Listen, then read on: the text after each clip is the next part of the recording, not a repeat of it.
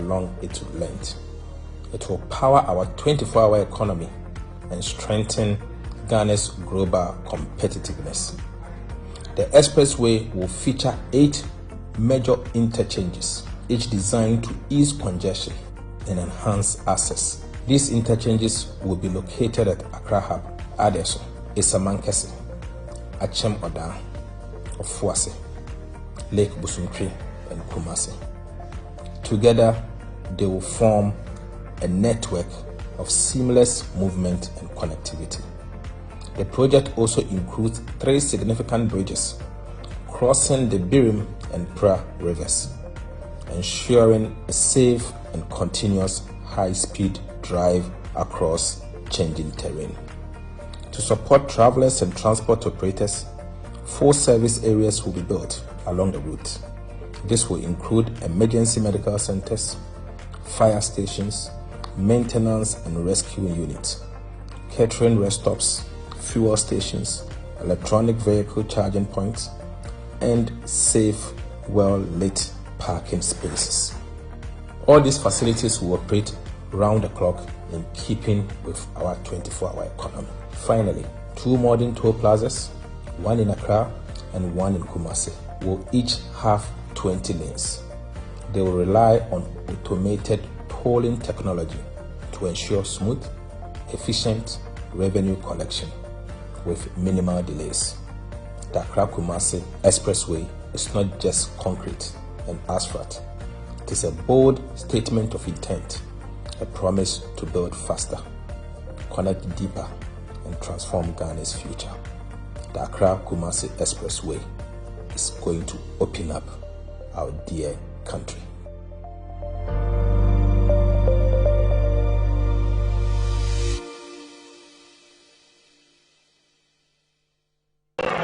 The pressure is getting. The pressure is getting. The pressure is getting.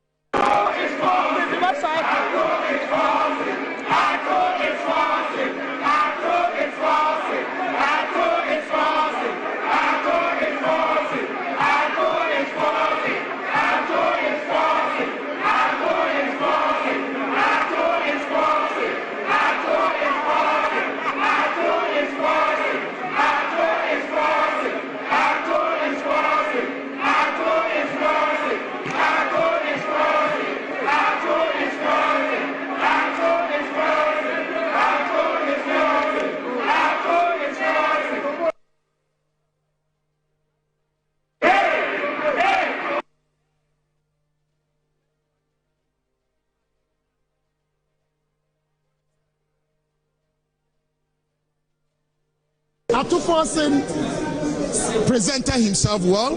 He was well composed, and I think I would say Ato did very well. Except that they've been so truthful, realistic. Atuforsen presented himself well. He was well composed, and I think I would say Ato did very well. Except that they've been so truthful, realistic. Atuforsen presented himself well. He was well composed, and I think I would say Ato did very well. Except that they've been so truthful, realistic. The pressure is getting.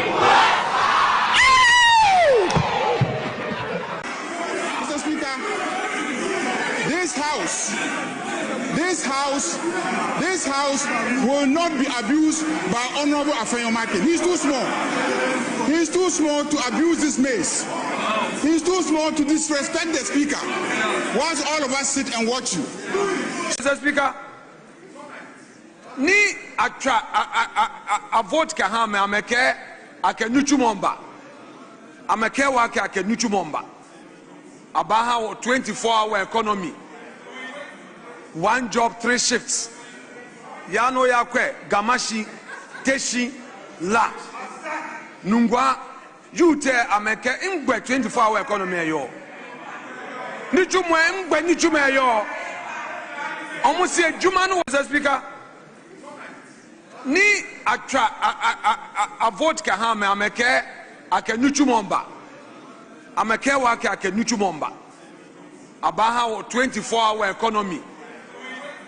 1 job, 3 shifts. Yano yakwe, Gamashi, Teshi, La. Nungwa, Yute ameke ingwe 24-hour economy yo. Nichumwe ingwe nichume yo. Almost say Jumanu was a speaker. Ni a vote kahame ameke akenuchumomba. Ameke wake akenuchumomba. Abaha 24-hour economy. 1 job, 3 shifts. Yano yakwe, Gamashi, Teshi, La. Nungwa, Yute ameke ingwe 24-hour economy yo. Nichumwe ingwe nichume yo. Almost say Jumanu was a...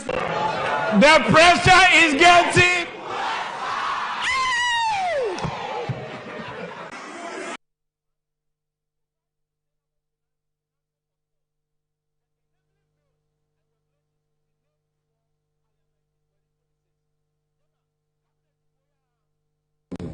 The debate in this country was about the economy. You see, it has shifted from they talking about the economy to talking about other things. Are you surprised? When you cannot win, there are negative galancy. Who legalize galancy? Any MPP. And you monobaya baby every community in your community money. And yet them have you forgotten? So how can you be chastising or criticizing somebody on something you yourself have done? Who brought community money? A MPP. It was your policy. The policy that you thought was going to take you to power. You couldn't do it. Now you are saying we should go and stop it. What you brought, Galanse, ne ye Galanse, ne pake krebina no mudi, so fini pikas, A2 Galanse. Muba na musi a government initiative, and a muye no friend community money. It was your policy. Thank you very much, Mr. Speaker, for giving me the opportunity to contribute to the report before this House. Mr. Speaker, in doing so, I would like to seek your guidance on paragraph 6.18 on page 27 of the report. And Mr. Speaker, based on your ruling and your interventions in the course of the reflections that have been shared by prior speakers, I would like to seek your guidance, Mr. Speaker. The committee says, for instance, and I quote, the committee raised concerns regarding the propriety of proceedings with the vetting process, given the pending legal suits challenging the removal of the former Chief Justice.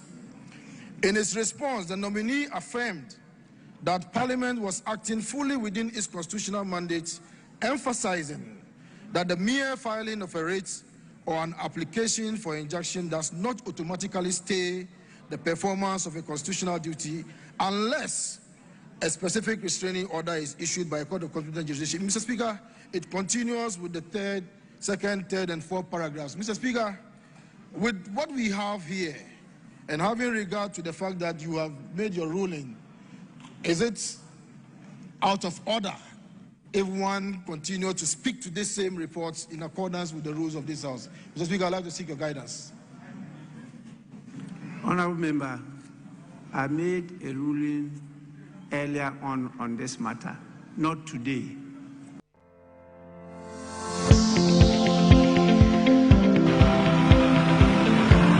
identifying oil palm as one of the key agricultural areas that you want to address.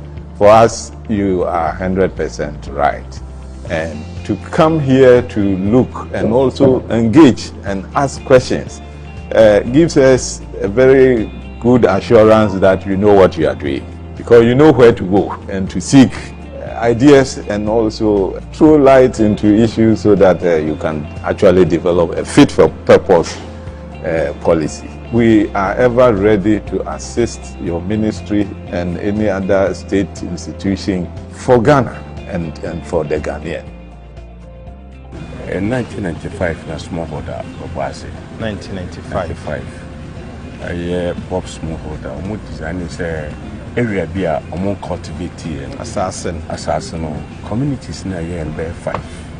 The Obenso community, the Dumbanso, the Saman, and others. Okay.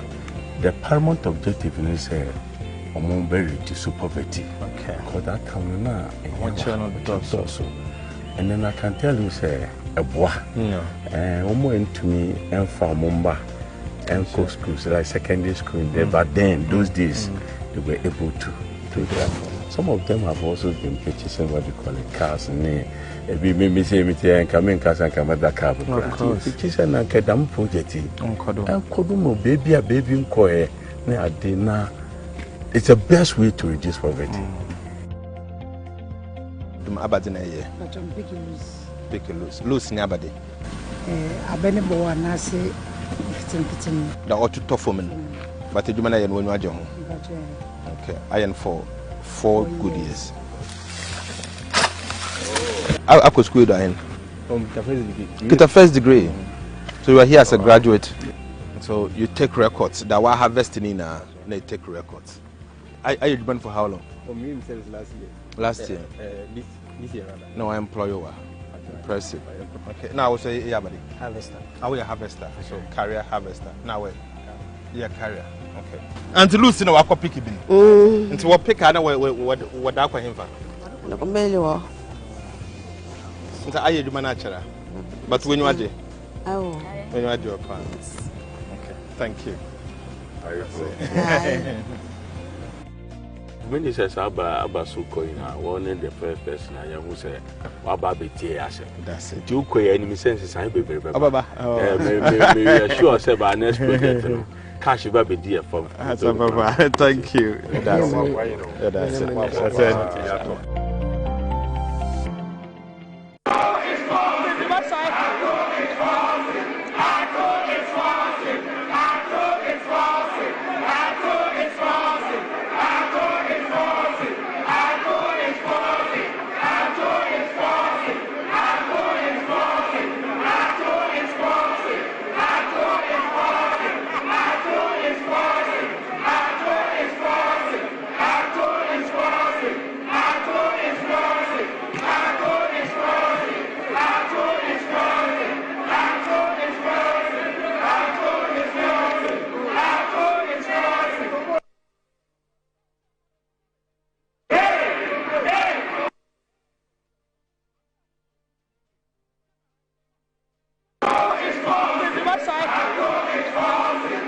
Mr. Speaker, we will establish farmer service centers. Right, Honorable Speaker, under the Farmer Service Centers initiative, the government will provide agriculture mechanization machinery for 50 agricultural districts with over 4,400 different machineries. Mr. Speaker, these machineries will include the following. Mr. Speaker, we'll be getting 660 tractors, 3,000 tractor trailers, 200 mini tractors, 200 mini tractor trailers, 200 mini tractor tillers, 200 mini tractor cultivators, 200 mini tractor plows, 200 mini tractor harrows, 200 mini tractor catabars. Mr. Speaker, 200 mini tractor mowers, 463 disc plows. Right, Honorable Speaker, 204 disc plows, 330 16-disc harrows, 100 1,000 kg mineral fertilizer spreaders, 104-row precision seed drills, 106-row precision seed drills, 132-row pneumatic seed drills, 300 800-liter boom sprayers, 50 combine harvesters, 50 maize headers for combine harvesters, and Mr. Speaker will also provide 25 soil header for combine harvesters. Right, Honorable Speaker. Our farmers always cried, Mr. Speaker, our farmers have always carried Ghana on their shoulders. With this investment, we are returning the favor, giving them the tools, technology, and support to carry the nation into a future of food security and prosperity. Mr. Speaker, for emphasis, we promise to abolish the COVID-19 levy. With the support of this House, Mr. Speaker, I'm proud to say that I'm happy to announce that today, COVID-19 levy is accordingly abolished. Mr. Speaker, by abolishing the COVID-19 levy, government is putting 3.7 billion Ghana cedis in the pockets of individuals and businesses in 2026. Mr. Speaker, these reforms will also reduce the cost of doing business by 5% as a result of subjecting GET-FUN and NHIL levies to input-output deductibility for businesses, Mr. Speaker. Altogether, the VAT reforms is expecting to give back nearly 6 billion Ghana cedis to businesses and households. We'll give it to you. Give it to you. 6 billion cedis, Mr. Speaker. Atuforsen presented himself well. He was well composed, and I think I would say Ato did very well. Except that they've been so truthful, realistic. Atuforsen presented himself well. He was well composed, and I think I would say Ato did very well. Except that they've been so truthful, realistic. Mr. Speaker, ni a vote kahame ameke akenuchumomba. Ameke wake akenuchumomba. Abaha 24-hour economy. One job, 3 shifts. Yano yakwe, Gamashi, Teshi, La. Nungwa, Yute ameke imgwe 24-hour economy yo. Nichumwe imgwe nichume yo. Almost say Jumanu. Mr. Speaker, this house will not be abused by Honorable Afenyomakin. He's too small. He's too small to abuse this mace. He's too small to disrespect the Speaker. Whilst all of us sit and watch you. Mr. Speaker, this house will not be abused by Honorable Afenyomakin. He's too small. He's too small to abuse this mace. He's too small to disrespect the Speaker. Whilst all of us sit and watch you. Government is broke, But people are spending billions to go inside the government that is broke. Have you ever seen a minister who resigned because government is broke before? Government has no money. Have you ever seen a governor who said, ladies and gentlemen, when I was elected, I thought the government had money. Now I discover government has no money, I resign. Have you ever seen it? Government has no money, but they are bringing money out at election time. Where is that money coming from? So they are lying. What is happening is that there are 2 types of wicked people in government. Type 1, they eat current money. Any money they find in government, they will eat it. They are wicked about that one. There is type 2. Type 2, they eat current money and future money. They will say, my term will end next year. When I leave, how will I eat money? Let me borrow money now and borrow money of the future and eat it now.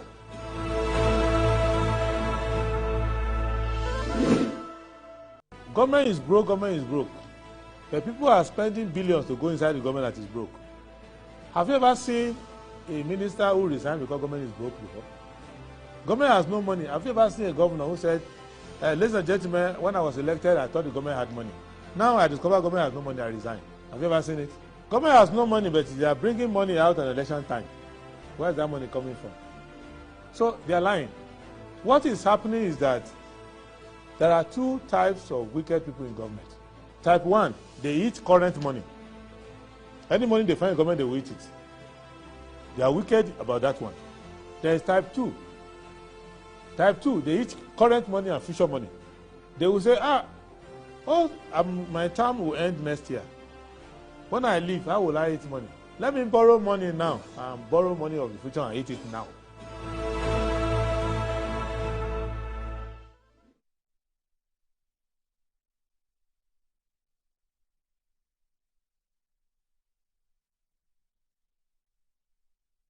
Good morning, and thank you very much for joining the show. This is Good Morning Ghana on Metro Television. My name is Audu Moro, and I say Assalamu alaikum wa rahmatullahi ta'ala wa barakatuh. Thank God it's Friday. Today is 14th November 2025, and this is the day the Lord has made. Indeed, we're glad in it, and we are very, very happy that we're very happy with God's opportunity that is granted us. It's a rare privilege to be alive and kicking and to join the nation's conversation on the big issues that are making the rounds in our dear country, Ghana. Once again, as I always do every Friday when I come and say Juma Mubarak to our Muslims, our Muslim friends and family who are watching the show at this very minute, and continue to encourage you that let's meet at the mosque today and pray to the Almighty Allah.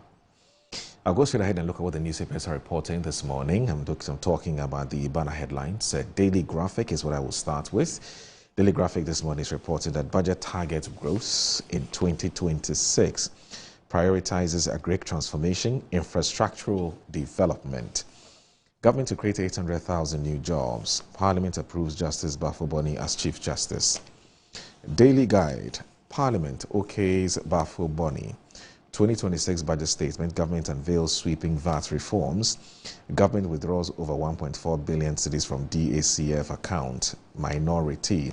Aliyu Muhammad 13th Adwa Sunday.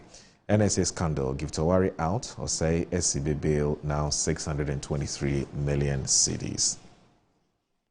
The new weekend crusading guide, no more foreign foods, as Mahama orders schools to purchase only Ghana-made rice, maize, chicken and eggs. Dr. Gideon Boako condemns mass arrest, calls for respect for human rights in a Ahafo operation. Parliament approves Paul Bafo-Boni as Chief Justice by majority decision. 2 arrested. Police take over Kaswa Ofako Palace after attempted installation of chief. Discipline, accountability and service must define MPP Eugene Boachi Entry. The Insight. Ghana's 2026 budget presentation. Government scraps COVID-19 levy. Says economy has recovered. Confidence returning. Ghana's investment delegation concludes successful tour of India. EPA Deputy Director hails Mahama. Amabua applauds Government United Front against Galamsey. Eugene Entry vows to restore discipline, unity in NPP. Over 1 million years of children's lives lost in Gaza during Israel's genocide. Study finds. Political war erupts in Senegal between President Faye and Prime Minister Sonko. A true pillar of dedication celebrating Alhaji Osman Abdullahi's service to Ewutu Senya East NDC. The Informer. Recruitment deaths, CDS, others must go, Ghanaians demand. Special coming up, how Health Minister Kwabena Mintah Kando is preparing Ghana for huge judgment payment. Stay tuned. This 2026 budget, Ghana's economy has recovered, confidence returning, forcing. AG office cracks over Ayene's handling of Oforiatta. Elwak tragedy, Posiga MP condemned over insensitive comment. Parliament approves Bafo-Boni as Chief Justice. The Herald. Fraudsters, desperation and poor crowd control blamed in Elwak. Stampede, chief military recruiter fired. That's interesting. There's $300,000 loan dispute mentioned in Sule Muntare's Dubai detention. There's IGP denies neglecting ailing police officer. Energy Minister distributes 457,000 LPG stoves soon. Remarks at press briefing lands OSP in 20 million cedis defamation. Finance Minister throws numbers around from 2026 budget. The Daily Statesman. MP demands return of CDM detainees in Ahafo to Ahafo. Akufo-Addo mourns loss of 6 potential military recruits in Elwak stampede. Mustafa sues OSP for defamation. Finance Minister in illegal 1.4 billion cedis DACF withdrawal. The Custodian. Minority accuses Ato forcing of illegal 1.4 billion cedis DACF withdrawal. And the 13th Adua for late V. Aliu Muhammad, November 16. Government to spend over 357 billion cedis in 2026. Minority demands suspension of military recruitment exercise. There's dragging Ahafo residents to Kumasi unfair and unjust. Dr. Boako fumes. Muhammad unveils in Nkokon Kitinkete initiative to reduce poultry imports. Daily Post.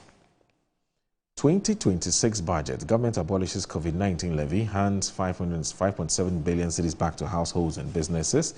Mahama administration isn't just stabilizing an economy, it's rebuilding a nation. Finance Minister. Parliament approves Justice Bafo-Boni as Chief Justice. The BNFT. Judicial inefficiencies and their impact on non-performing loans in the banking sector. Elwak Stadium stampede. Cuts call for amendment of the Public Act 491. 2026 non-interest banking rollout to spur capital market innovation. Seed sector seeks PPP boost as donor funding wanes. ADB holds customer appreciation breakfast, reaffirms commitment to service excellence. The GSE pushes for fiscal incentives to deepen capital market liquidity. BNFT, what's happening? Interestingly, there's nothing on the 2026 budget on your front page, and I've been looking through the papers. I haven't found any as well. It's quite interesting because I know that you're really big on budget presentations and things. I don't know, but I just thought it was quite surprising. The Catholic Standard says GCBC 2025 bishops call for justice, peace, and synodality. Okay. GJ urges Mahama to take firm stand against Galamsey. There's Elwak stampede, 6 dead in job recruitment tragedy. President Mahama halts process, orders probe as nation mourns. Synodality calls us to act as one in the Holy Spirit, Bishop Jemfi. And then there is, predictably, an editorial, walking together for justice and peace. All right, so these are the papers that we have this morning, and please keep watching Good Morning Ghana.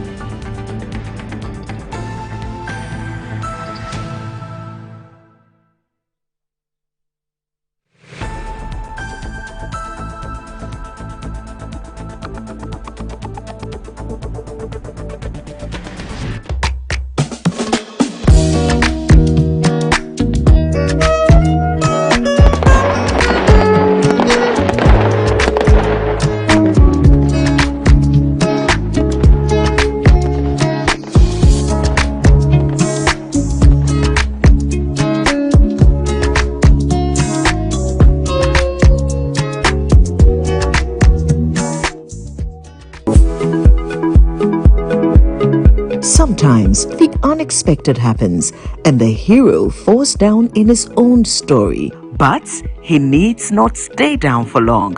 Cosmopolitan Health Insurance is your trusted health partner.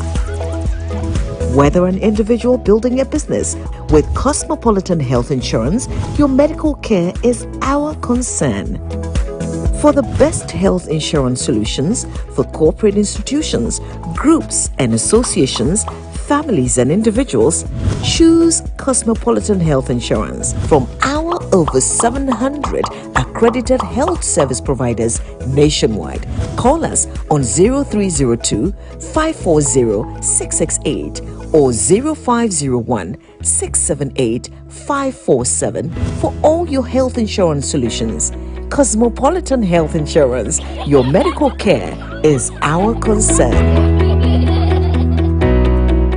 I'm a brand manager. Of course, I accept only quality and affordable printed souvenirs for my promotional campaigns. I'm the head of academic affairs of a very important institution in Ghana.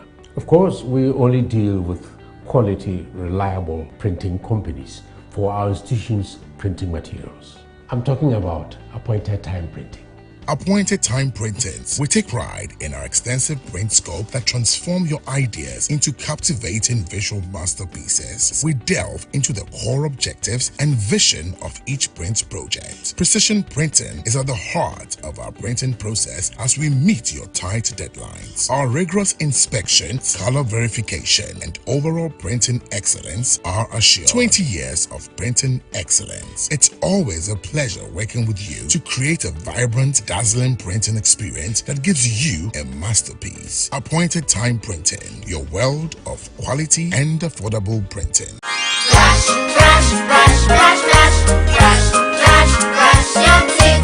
Brush, brush, brush, 2 times a day. Brush with Kel-Kate. Hello, my friends. My name is Kel-Kate Toothpaste. Wow. I was made to be gentle on your gum, but protected. I will protect your teeth from cavity, make your teeth whiter, stronger, keep your mouth fresh all day. And best of all, I'm strawberry flavored. So put on a smile and try me. That's amazing. Just try me. That's my job. If you say so, jump on my brush.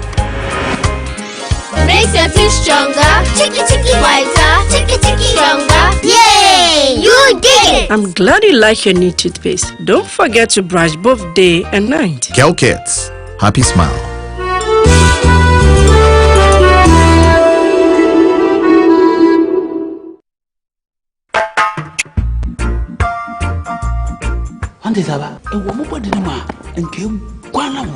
Oh, who said? And I'm the SMS. Canny Pano, Nasana, Monsieur, and I ward me. A drain I didn't quano. Kingdom Garlic Bitters. No, benefit him. Me benefit wine. Also, what told dear? Abrewa, the smile, I brent me chuve. One antique crana wabre. No Kingdom Garlic Bitters, and any capsules. Nanya, what ya bribia. Kingdom Garlic Bitters, and the capsules. Assembly, a devil when I'm when I say, send your name, wife, company, one personal. Kingdom Ginseng Power Capsules, and tea. Say, see, I'm password. Kingdom Ginseng Power Capsules. A many genius from Debefi, Abribia. Obebia o de poor hauno. Edro Bakupa we hear tremendous capsules. Tremendous capsules. SS Yuma we obesima. Edno you benya bi obebia a ton robia. Kingdom Herbal. No challenger.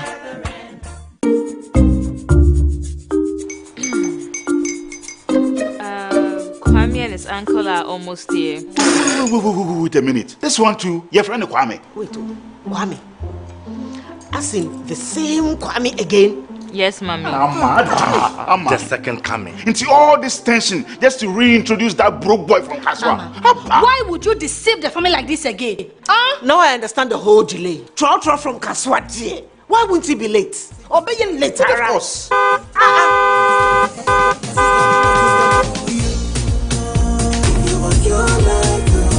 Star 712 hash, star 712 hash. You go be the luckiest. Copy from Toja be luckiest. From not the cause she be luckiest. Yeah, you go be luckiest. No matter why you're luckiest. Everybody go be the luckiest. That's Kwame! Send your God down for boom. If you put it that so would the coming of the Son of Man be. Hey! Is that his car? Ha! Even now, your shadow the way designer. I use my own mouth to reject him. Oh, this is my mouth. Look at that. Kwame, my son. Now, tell me the truth. How did this all happen? Oh, Mommy, simple dilation. Mr. Goodluck no me way. Yeah, man. Easy car. Or dial star 712 hash. The devil is a liar. He picked his ticket and entered his lucky 5-digit number. I'm a baby deal. Oh, how romantic. And he followed the prompt. Yes. And then boom. Confirmation test. One quick, pick 5 numbers for me, okay? I'm feeling like 7. Dial star 712 hash. Choose your ticket. Enter your lucky number. Follow the prompt and let destiny handle the You see how they love you now? Yo, do you have family Kemasimo? Before December, may release a motivational album. Patapa, my super. This promotion is regulated by the NLA on the Caritas platform. Ghana's biggest real estate event is back, and it's even better. Looking for your dream home? Want to invest in land or explore real estate opportunities? Then don't miss the 8th edition of the Mikasa Home and Property Fair. Meet and connect with Ghana's leading real estate developers, mortgage providers, home improvement experts, and more, all under one roof. You'll also get access to free seminars and expert-led info sessions covering everything you need to know about buying, financing, and owning property in Ghana. Date 5th and 6th December 2025. Venue the Icon Event Center, East Legon, a minute drive from the East Legon Tunnel. Time 9 a.m. to 7 p.m. each day. Attendance is absolutely free. Register at mikasa.com/fair. Headline sponsor, Gold Key Properties. Platinum sponsor, Clifton Homes. Media partner, City FM and Channel 1 TV.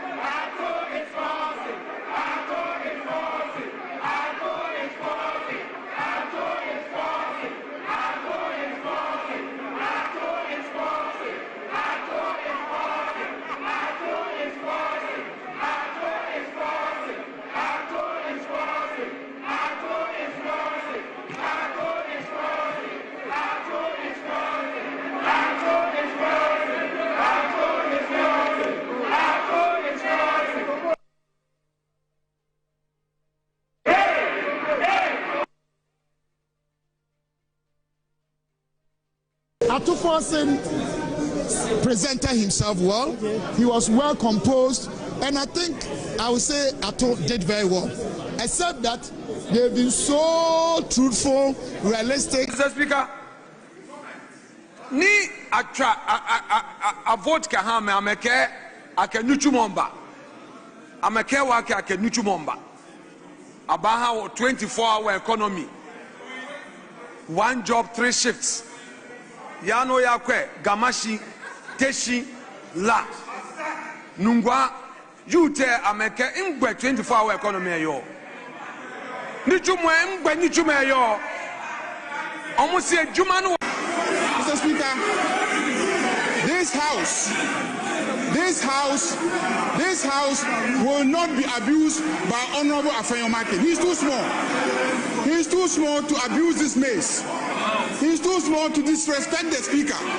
Once all of us sit and watch you.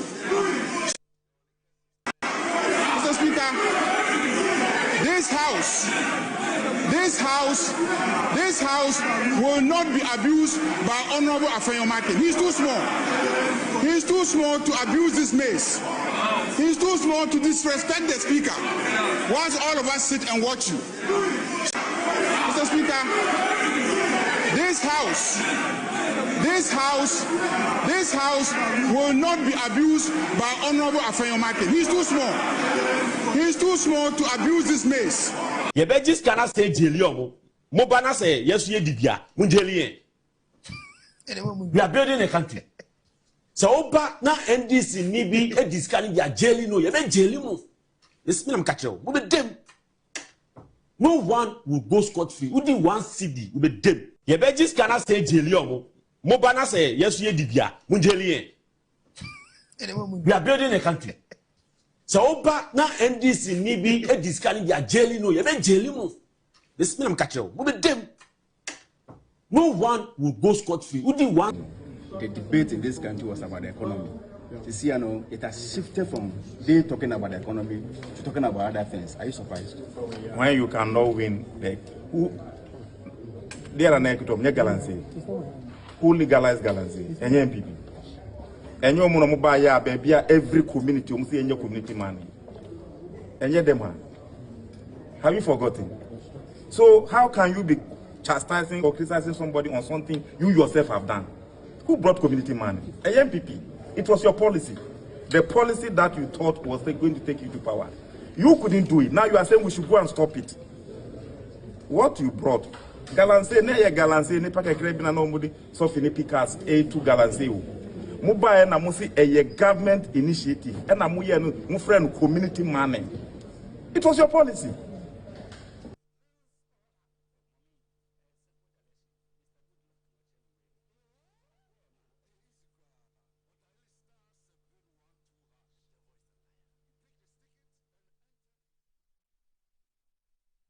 All right, you're still watching Good Morning Ghana on Metro Television. My name is Audu Moro, and one of my guests is already seated here. He is the Director of Communications of the New Patriotic Party. I'm talking about the man Richard Anyagba. He's one of my guests this morning on Good Morning Ghana. We'll also be expecting the MP for Sa'anarogo. I'm talking about the Honorable Ataisa. He'll also be joining the show. Remember that he's a member of the Finance Committee of Parliament. Richard, good morning, and thank you very much for joining the show. Morning, Moro. I hope you're doing very well. I'm quite okay. How's the family? How's everybody? How's the... God is good. How's the MPP? Any announcement that you have for us? Oh, no. But the MPP is fine. As you can see, we're putting our house together. And I was in the Volta region all of this week. I just got back this morning. I was monitoring, I think, Dr. Mahmoud Baumia is in the region, the story. Okay. I think before him, Kennedy Japan was there. Before Ken, Brad Champon was there. And so our campaign is proceeding quite heartily. And I think that we're heading to a very peaceful election on the 31st of January. Within the party, I think everybody is looking forward to it. Contrary to what the NDC will be preaching, some of their diabolics, but we have a relative peace in our party, and we're rather concerned about their formatting and perennial propaganda even in government. And you saw the budget that the Finance Minister brought yesterday, a lot of propaganda. I've never seen a budget estimate and economic policy that is so much laced in propaganda. All right, and that's what preoccupies us in our party, as to how we can have better and focused government to improve the lot of Ghanaians. Yeah. I have made an observation, and I don't know whether my observations are apt, but I noticed that the internal, what I call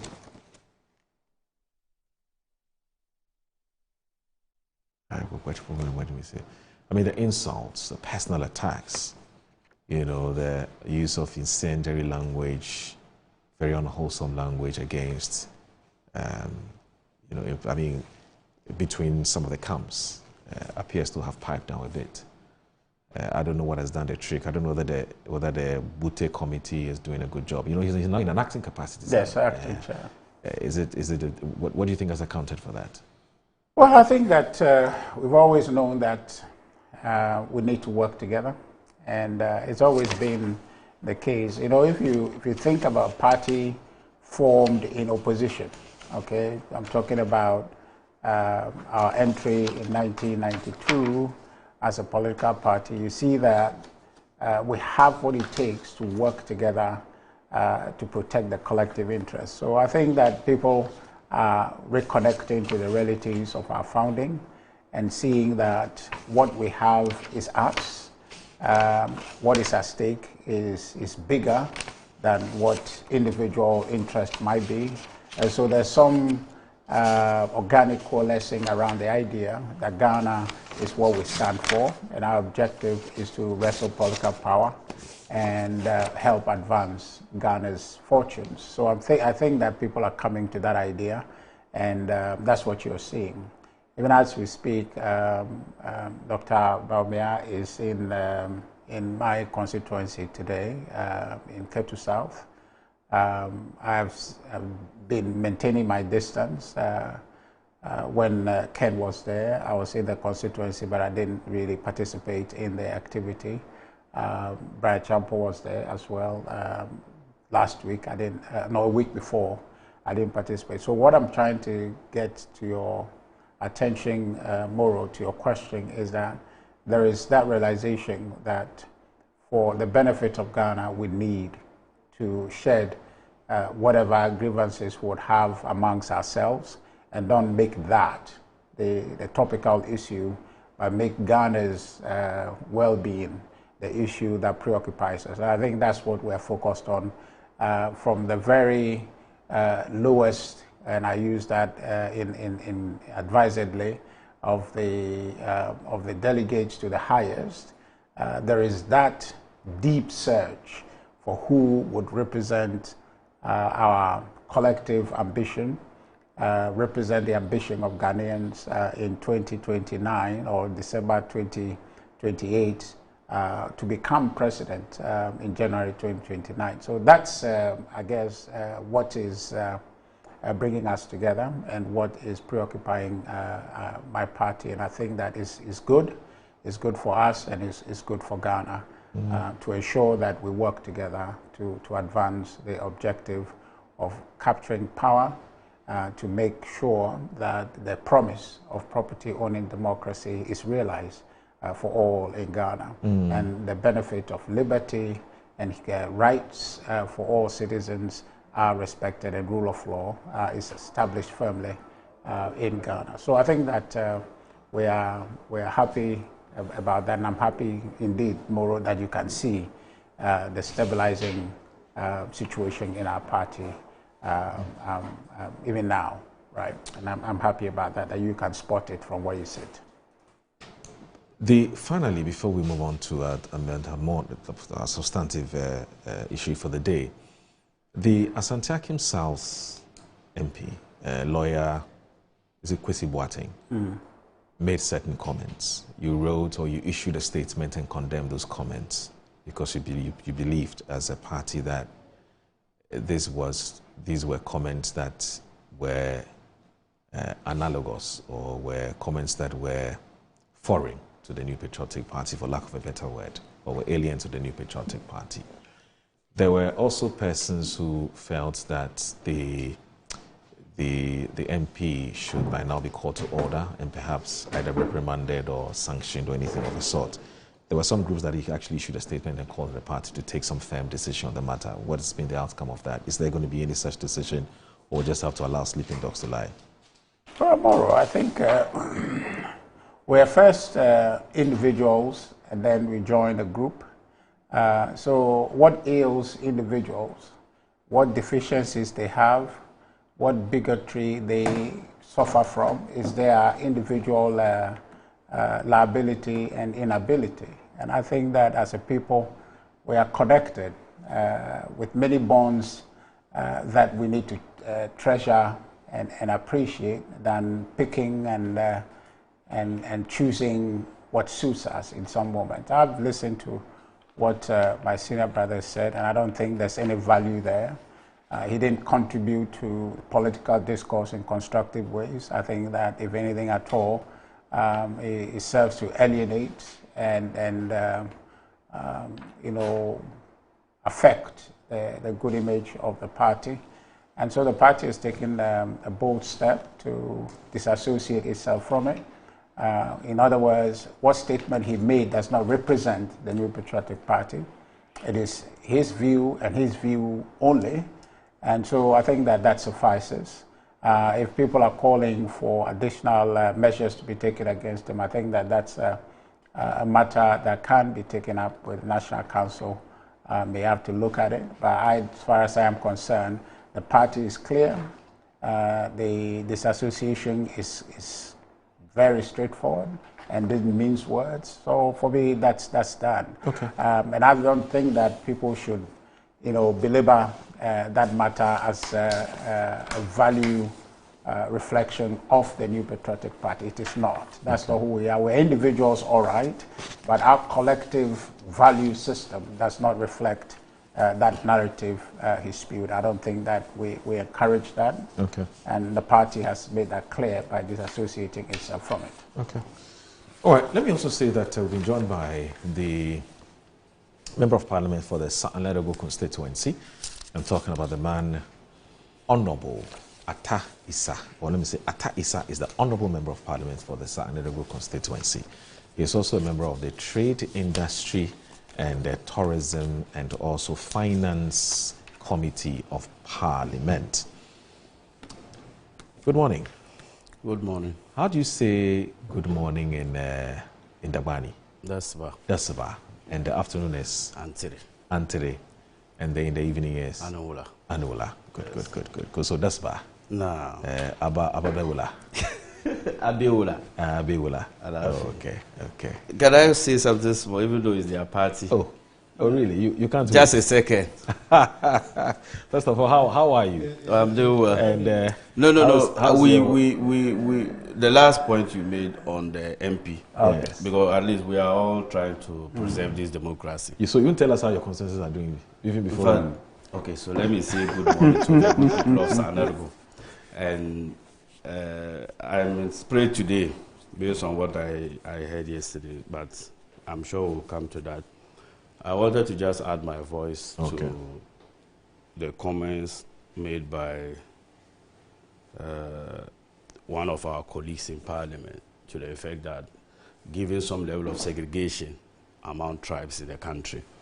And I think that if you look at the history of this country, in fact, political parties in the past was formed by on religious basis, some on tribal basis, regional basis, and we all came to the realization that it was not a way to build a cohesive society, not a good way to promote unity in government and unity in purpose.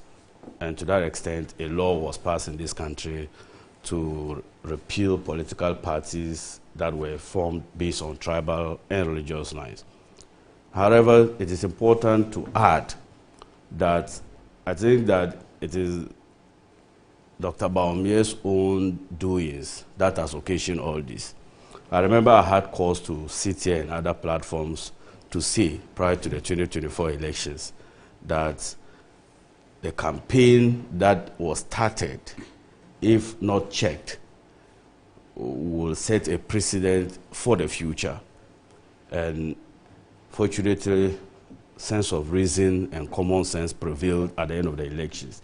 Because if you come to the northern region, the campaign that was waged against President Mahama was to the effect that people should vote for Dr. Baumia because this is the first time a Muslim will be a president. I don't know if you heard that. Right. So at that time, you were clearly distincting some segments of the society based on religion. And when you go on that tangent, you weaponize people for the future to make similar disparaging comments.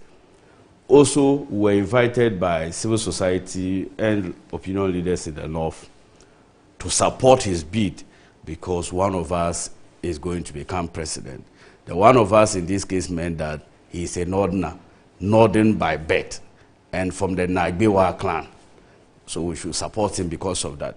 And we thought that if you look at the poverty level of our people and the conditions of living of the people in the northern region as at that time, it did not warrant enough just to vote for a person because the person is from the north or voting for the person because the person is a Muslim. So I thought that set the foundation for their internal party primaries. I have listened to Brian Champon, who made a point that the reason why they gave Dr. Baumia the opportunity was to win some Zongo votes. So at that time, even the party wanted to take advantage of circumstance of people, just mere association, either by religion or by tribe. So you cannot, this is a fruit of a poisonous tree. You started something and it is now eating you up. And that is what we started calling you out to make sure that we don't set that precedent. Okay. And so I am happy that they have finally realized that this was not a good way to go. And I will also support every call to make sure that we censor people who try to divide this nation rather than build us. Okay. Well, just a small point. Okay. And I think that my brother started well, but then he ended up, if not that we haven't gotten into the discussion, I'll accuse him of saying exactly what he's trying to repudiate. He says that a colleague of his in Parliament says something that is completely unacceptable, and he's seeking to rectify that, and ended up, deepening those kinds of allusions in a very subtle way. Look, ethnic religious mobilization in political campaign is real, it's there, right? But you are looking at a situation that divides us, the weaponizing of that element. Now, I'm not going to rationalize, but Moro, if a group or civil society or interest groups canvassing for a candidate invites you to say that, okay, because historically we've not had a Muslim president before, and for purposes of religious harmony and the cohesion we've had in our country, I don't think that all my Muslim friends, for what I know them to be, if any one of them become president, is bad idea. But then there's a collective social mindset that it won't augur well for our state. That's at least what we're seeing. But it's not true based on our relationship. And so if a group... No, Dr. Bawumia himself. I'm saying, but I'm just saying, but he didn't say that. Several times. He didn't say that to my hearing, maybe to you, but I'm just saying that if a group is mobilizing and say, look, this will augur well for our society, our cohesion and our forward march, I don't think there is any negative to that. Okay. It's a positive mobilization to say that, let's try this, because it's in the interest of diversity, bringing us together and strengthening. You haven't heard Dr. Bawumia say, vote for me because I'm a Muslim. I'm coming.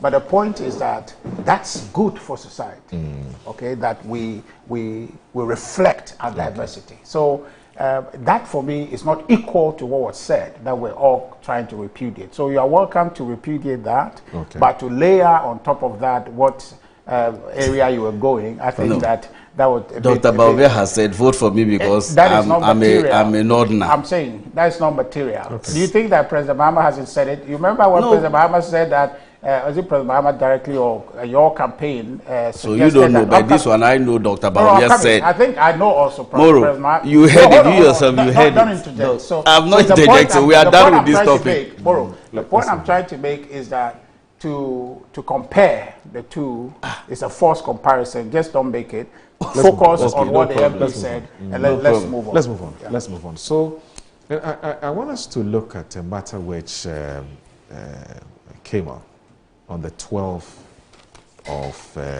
of November this year, where 6 hopeful young Ghanaians lost their lives in a stampede during the Ghana Armed Forces recruitment exercise at the Elwak Sports Stadium.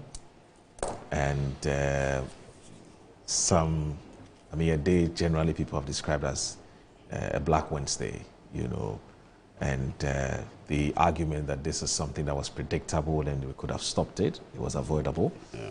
And the fundamental question that was on the lips of many was that how did we allow this to happen, and whether in this country we even learn at all, Of course, we have heard from the Ghana forces who have said that this matter came up because of an unexpected surge of applicants and the fact that they breached security protocols and so on.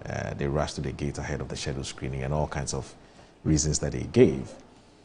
Now, and subsequently, we have also been told that a board of inquiry has been set up by the Ghana Armed Forces to look into the matter. In fact, the president himself has called for that. And the president also asked that we halt the recruitment process because of what had happened. 5 are in critical condition, some of them in ICU. We're told in the Ashanti region, for instance, 5 are also in critical conditions. We don't know what the state of their health is at the moment, and I'm sure that, as you can always trust Metro TV, we'll bring you an update on that today when we perhaps dispatch our reporters to the hospital to see how they're doing.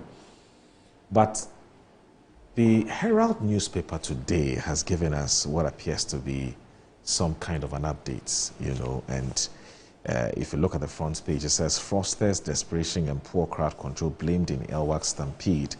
Now, this is what for some of us is new. Chief military recruiter fired. Yes. Okay. Now, that story is here, and let me look at that story. So, the Herald is reporting this morning that the Herald's investigations into Wednesday's tragic stampede at the Elwak Sports Stadium in Accra, which left 6 military applicants dead and several others injured, has uncovered a web of fraudulent activity and serious failures in crowd management by the Ghana Armed Forces. Now, senior military sources have confirmed that Colonel Matthew Kwesi Asuka, I believe, GH2848, the Director of Manpower Planning, was removed from his post on Wednesday, and 12 November 2025, just hours after the incident, and has since been replaced by Group Captain Nyako, an Air Force officer. The recruitment exercise was beset by numerous challenges, including desperation among applicants who had besieged the stadium in their thousands and a lack of crowd control by military personnel who reported in the early hours of the morning to set up the venue. The first day of the exercise was dedicated to enlisting Air Force applicants, but applicants who had expressed interest in the Navy and Army also reported to have their documents inspected and undergo the body selection, exercise. Now, the Herald further gathered that several individuals who were not part of the recruitment process had forced their way into the stadium, pushing through the crowd in an attempt to help their relatives gain priority access to the front of the queue. Insiders disclosed that fraudsters, one of whom is currently in military police custody, had incited applicants to breach the stadium's inner perimeter to undergo document inspection and body selection. That's also, fairly new to the media. Now, the arrested fraudster allegedly charged victims 30,000 cedis each. What? Richard, 30,000 cedis each, and produced falsified documents to facilitate their entry into the recruitment exercise. Now, this scheme persisted despite repeated warnings from Colonel Asuka on various radio platforms cautioning applicants against fraudulent agents. During the exercise, 4 applicants who were found with fake documents pointed out a man in the crowd as the individual who supplied them.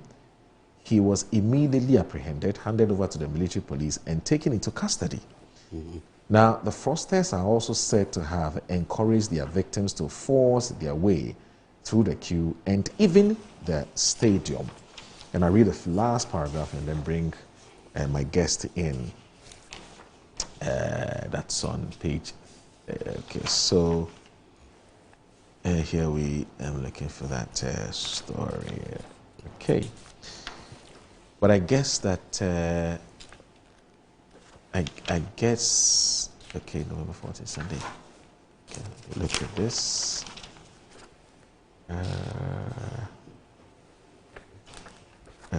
Okay. I guess the imports of the story is what I've just read to you. I'll look for the good. So the stadium walls to access the inner perimeter. Now, one of the injured applicants told defense officials that he broke his leg after climbing over the wall, admitting that he had misjudged its height and landed badly. Now, this stampede was triggered when a military truck had arrived to deliver supplies for the exercise, prompting applicants to surge towards the stadium's entrance and force their way inside. The dead were all female. So we're told that 60,000 persons applied for enlistment in the Ghana Armed Forces during the 2025 enlistment exercise. And according to the report, 50% of the applicants, 30,000 in total, qualified. But in the end, only 4,000 will be recruited. Interesting. As early as 6 a.m., soldiers on duty struggled to control the crowd, the overwhelming crowd that had thronged the Elwak Sports Stadium, and over 2,000 applicants reportedly formed long queues stretching from the 37 Military Hospital bus station or bus stop to the stadium gates, causing massive traffic congestion in the area. Ataisa? Yes. What do you make of this? First of all, the incident that happened on the 12th of November and this latest update. So I'll begin by extending my sympathy once again to the families of the injured and the dead, because every life lost to this country is a loss of manpower to the forward march of this country. To that end, my condolences once again. Now, ordinarily, Moro, Parliament has set up a joint committee of health and defense and interior committees to liaise with the board of inquiry that has been established by the Ghana Armed Forces. So being a member of Parliament, the expectation will be that I will wait till we are abreast with the facts of the matter. I remember when the August 6th incident happened, people gave a lot of reasons, but when the official position came, we had to reverse our positions. But having said that, I will still have to make, based on what Herald has said. Yesterday, we were informed that some shake-up has happened. In fact, all those officers that were at Elwak that day have been asked to step aside to allow for investigation to go through. So for the next phase, so now they will be doing the phase body selection program. So all those officers on that day have been asked to step aside. So that's something that I want to place on record. Now the second issue too is... So does that mean that this chap we're talking about, yes, has he been asked to step aside, or he's been sacked? Or no, he's been not sacked as a military. Okay. But in his capacity. The capacity is what they are talking about. Is the capacity or his post. So the post. So that once the investigation is concluded and we found culpability of negligence, then appropriate sanctions can now be given to you. The second issue we must identify and acknowledge is that, look, people were given text messages to appear at Elwak. I'll come to some of the challenges. Now, other people were not given the opportunity to appear. It should be on record that over 60,000 Ghanaian youth applied to be enlisted into the Ghana Armed Forces. Only 30,000 qualified, but they would have recruited by the end of this exercise about 3,000. 4,000 we're told. In fact, it's 3,000. It's 3,000. That's a clearance that has been given. Now, even let's grant it at 4,000. It means that 26,000 of the 30,000 qualified will still not get the opportunity.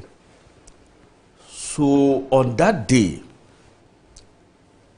both people who got messages and people who did not get messages were all urged to go to the Elwak Sports Stadium. So it was not as a result of poor crowd control initially, because they knew the total number of people messages were sent out to. But the number of people that came were actually more, because those who didn't even receive messages to appear actually went there, because they were part of the 30,000 where the summary of the application wrote qualified. So once I selected Elwak as my center, and I know today is the day for body selection, I will go there irrespective of whether I get or I didn't get a message. Now coming to the issue, the challenges, I think that the Ghana Armed Forces failed us that day with regards to the public health needs assessment they did. In fact, I had a course to submit last week that, in fact, early part of this week, that in Tamale, it was hard for you to even see on-site medical setups, medical tents, and even enough ambulance that can help in case of emergency. So the emergency response system was poor. We must acknowledge that. Because I wouldn't understand that you are assembling over 6,000 people at a venue and that you don't have adequate health setups that can deal with periods of emergency. There was lack of synergy also between departments that should have been responsible for this type of exercise. I think that President Mahama moving forward, at least tomorrow, there will be forms available for the other 4 sectors, police and all those. This should be a lesson for us to do an interagency collaboration. When you are doing something like that, what was the role of the Ghana Health Service? Fit of purpose for all those installations that we are using. What was the national security update on them? We need to have all this information to allow us to do proper planning. If not, we'll only wait after we finish like this, then we go back, then it happens again. So I think that crowd control was a bit poor, because I remember I watched some that at 6:30 when they opened the gate, everybody wanted to enter and go. So once they stampede, you can beat the macho man in Ghana. When you fall like that, the survival is almost impossible for you. Then the third issue I want to say, Boro, is that, look, why do we always wait to do recruitments of such magnitude on a particular day? Right. I still think Ghana Armed Forces, as part of its reforms, should consider, in fact, other jurisdictions, they do what we call digital medical reports system. And what's that? Meaning that they select appropriate hospitals across the country. As part of the fitness test that they do here is to check some basic health vitals, to do other documentations and all those. You don't need people to assemble to submit those. It means that we haven't fully transitioned into the digital space, because this time we are seeing an improvement in the pages of the forms and filling of the forms online with various categorization. Now we should have transitioned properly to allow people to submit scanned copies of verifiable data without necessarily coming to this place. Look at Kufuria. Can you imagine? Unbelievable. Richard. It's crazy. So what other jurisdiction does is that they select medical facilities across the country for applicants to go and get some tests that they want to do and submit the, in fact, it's the hospital that will submit the status of all the personnel that have come to them, or the potential personnel. So they don't need to physically come for you to test anything. When people are called for proper on-site body selection, you are almost 80% sure that you will get enlistment. But in our case, body selection is like 10%, because a lot of these people will not get the opportunity to serve. So we need to find mechanisms of removing a lot of these processes through the manual way. Look, Moro, Accra, we have the Legon Stadium. We have Accra Sports Stadium. Elwak is there. Kaukudi. How on earth will you over-centralize this process to the extent that everybody was mandated to be at that place? And finally, it also exposes that unemployment is real. Yeah. Look, I said it last week. If I tell you the truth of documents, application summaries, that when you get to Tamale, in your house, in fact, people have already started sending me, even though the forms for police, military arrests are not out. But if I tell you the people who are telling you that, oh no, but this one, try and look for me, it's real. 14.7% unemployment rate, even for people from tertiary who go through job applications. There are 14% of them who are still unemployed. How much more the people at the local SHS level and all those things? So, yes, in the past, I wasn't there, but I was told those days, it was like people have to talk to you to accept to serve in the armed forces or the police or those things. Now it's a means of survival. So the passion to even serve in these institutions is not driven by patriotism sometimes. It's driven sometimes by survival. And I can tell you, people pay a lot of money to people, like you mentioned, just to get this opportunity. Right. So when person get to that opportunity, for example, and they send the person to Galamsey's community to fight Galamsey, what do you think will happen? They are easily compromisable. Okay. So to that end, I will once again thank President Mahama for the swift intervention that he took this matter. Okay. And then the acting minister to do, it's a daunting task, having to do oversight with Minister of Finance also. Right. So and Broje Jemfi, I sympathize with them. This is not the good time to envy them. In fact, I don't envy them at all, because the criticisms and the public outcry was too much. And to that end, as a government, I wish the families were, and proper compensation. Finally, look, I suggest that the people that have lost their life, no amount of compensation can do them anything, because it cannot bring life back. But alternatively, if this is the desire of the family, I feel that opportunities should be given for a replacement within the family, such that no matter that person reminds them of the person that they lost. All right. Okay. I'll bring Richard in, but I need to take a little breather. But when I come back, I'll ask about the 200 Ghana cedis that we're charging for the forms. So we're talking about some 60,000 people who picked up the phone. If you multiply that by 200 Ghana cedis, that's 12 million cedis. What do we use that money for? Please join us, don't go anywhere.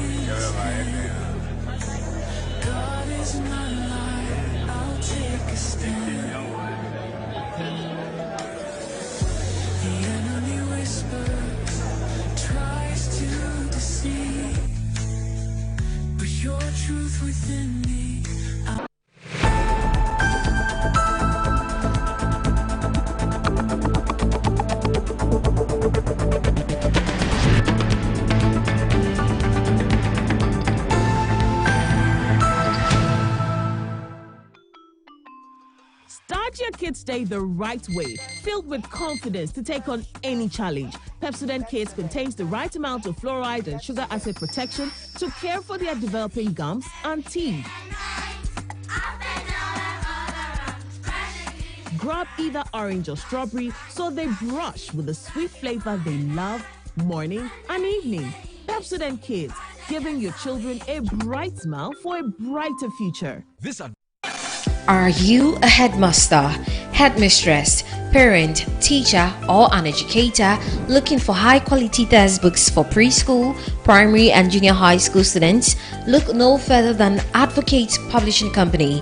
Advocate Publishing Company is a leading publisher of educational materials in Ghana that publishes very engaging, interactive, and comprehensive textbooks that meet the needs of students, teachers, and parents. Our textbooks are thoroughly published to make learning fun and easy. They are also designed to stimulate critical thinking, problem solving, and creativity in students. Make Advocate Publishing your preferred choice for all your educational needs. Explore our range of textbooks and educational resources. Visit us at the old GNTC yard near Kingsway, Accra. You can contact us on 0503 786 776 or 02408 06354, also 0531 600 360, and connect with us on Instagram, X, and Facebook at Advo Publishing. Don't settle for less. Choose the best. Advocate Publishing Company, empowering young minds one textbook at a time. Thinking Publishing, think Advocate Publishing.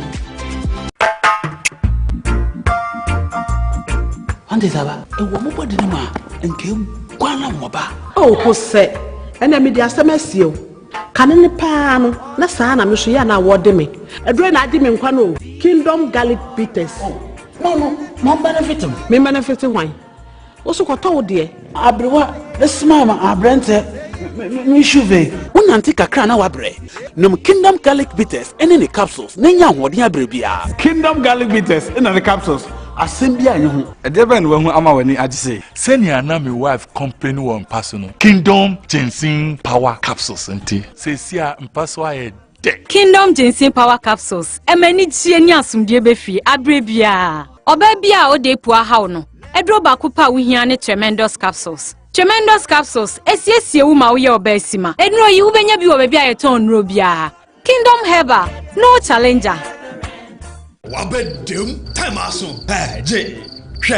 Watch it, na learning. Missy, watch and learn. Mekwaya mabesisia. Abozege. Akache say no ya konate and the more drink woman. Hey. But I didn't mean. Oh, sorry. She knew her old days. Eji. Dabio, baby wom. Ready? Hey, baby wom. Ah, Eji. I'll cause some discomfort. Ah. Sorry, well, uncle, where would I die? Why your funeral? At to phone for Arrowfield Trading. Sorry, it killed them all. No mum share nanda danya was mosquito call esudu womunumu. Na say spray with them musa. Chaisima edronum ansana ko dynamo. And Kratoi FDA Ajatum.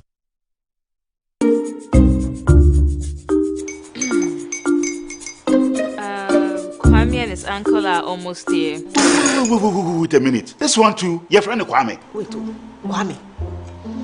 As in the same Kwame again? Yes, mommy. The second coming. Into all this tension just to reintroduce that broke boy from Kaswa. Why would you deceive the family like this again? Now I understand the whole delay. Troll from Kaswa dear. Why wouldn't he be late? Obey him later. Of course.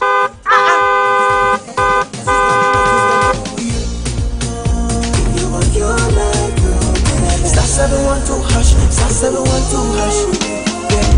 You go be the luckiest. Copy from to be luckiest. From not the cause she be luckiest. Me and you go be luckiest. No matter why you're luckiest. Everybody go be the luckiest. That's Kwame. Send your God down for boom. If you put it away, so would the coming of the Son of Man be. Is that his car? Ha! Even now, your shadow the way designer. I use my own mouth to reject him. Oh, this is my mouth. Look at that. Pardon me, my son. Now, tell me the truth. How did this all happen? Oh, mommy, simple direction. Mr. Good Luck no check me well. Yeah, man. Easy car. Or dial star 712 hash. The devil is a liar. He picked his ticket and entered his lucky 5-digit number. I'm his birthday. Oh, how romantic! And he followed the prompts. Yes. And then boom, confirmation test. One quick, pick 5 numbers for me, okay? I'm feeling like studying. Dial star 712 hash. Choose your ticket. Enter your lucky number. Follow the prompts and let destiny handle the You see how they love you now? Yo, baby, our family can answer me now. Before December, may release a motivational bomb. Patapa, my super. This promotion is regulated by the NLA on the Caritas platform. West Africa's soil yields global treasures. Cocoa, cashew, shea, and cotton. They power industries across the world. Yet for our region, the greatest value still slips away, exported raw, taking with it jobs, industries, and the promise of shared prosperity. The real question is no longer what we produce, but who captures the final reward. True prosperity lies in the value we add right here at home. That's why the 4th edition of the EBIT President's Roundtable will gather the architects of Africa's prosperity and Africa's transformation to answer one defining question. How do we finance the journey from the farm to the port? Join Dr. George Ejikum Donko and some leading experts as EBIT leads a high-level dialogue to unlock financing, empower local industries, and turn West Africa's raw potential into industrial power. Be part of the conversation redefining our economic future, live on Metro TV, DSTV Channel 277, and EBIT platforms on November 24th, 2025 at 11 a.m. EBIT President's Roundtable 2025. from the farm to the court, financing the value chains of West Africa's cash crops. My name is Anita Erskine, and it would be an honor to host you.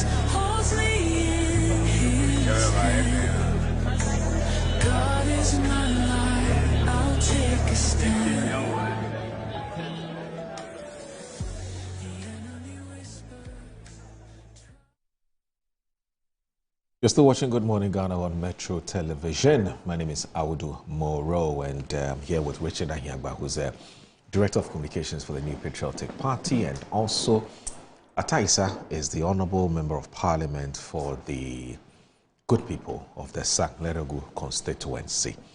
So, Richard, Elwak Stadium, Sports Stadium stampede and matters arising. Moro. A lot has been said about this very unfortunate matter. I think that the family of the 6, I think I understand some 12 people are also fighting for their lives. It's very unavoidable loss of lives and the endangerment of life should have been avoided.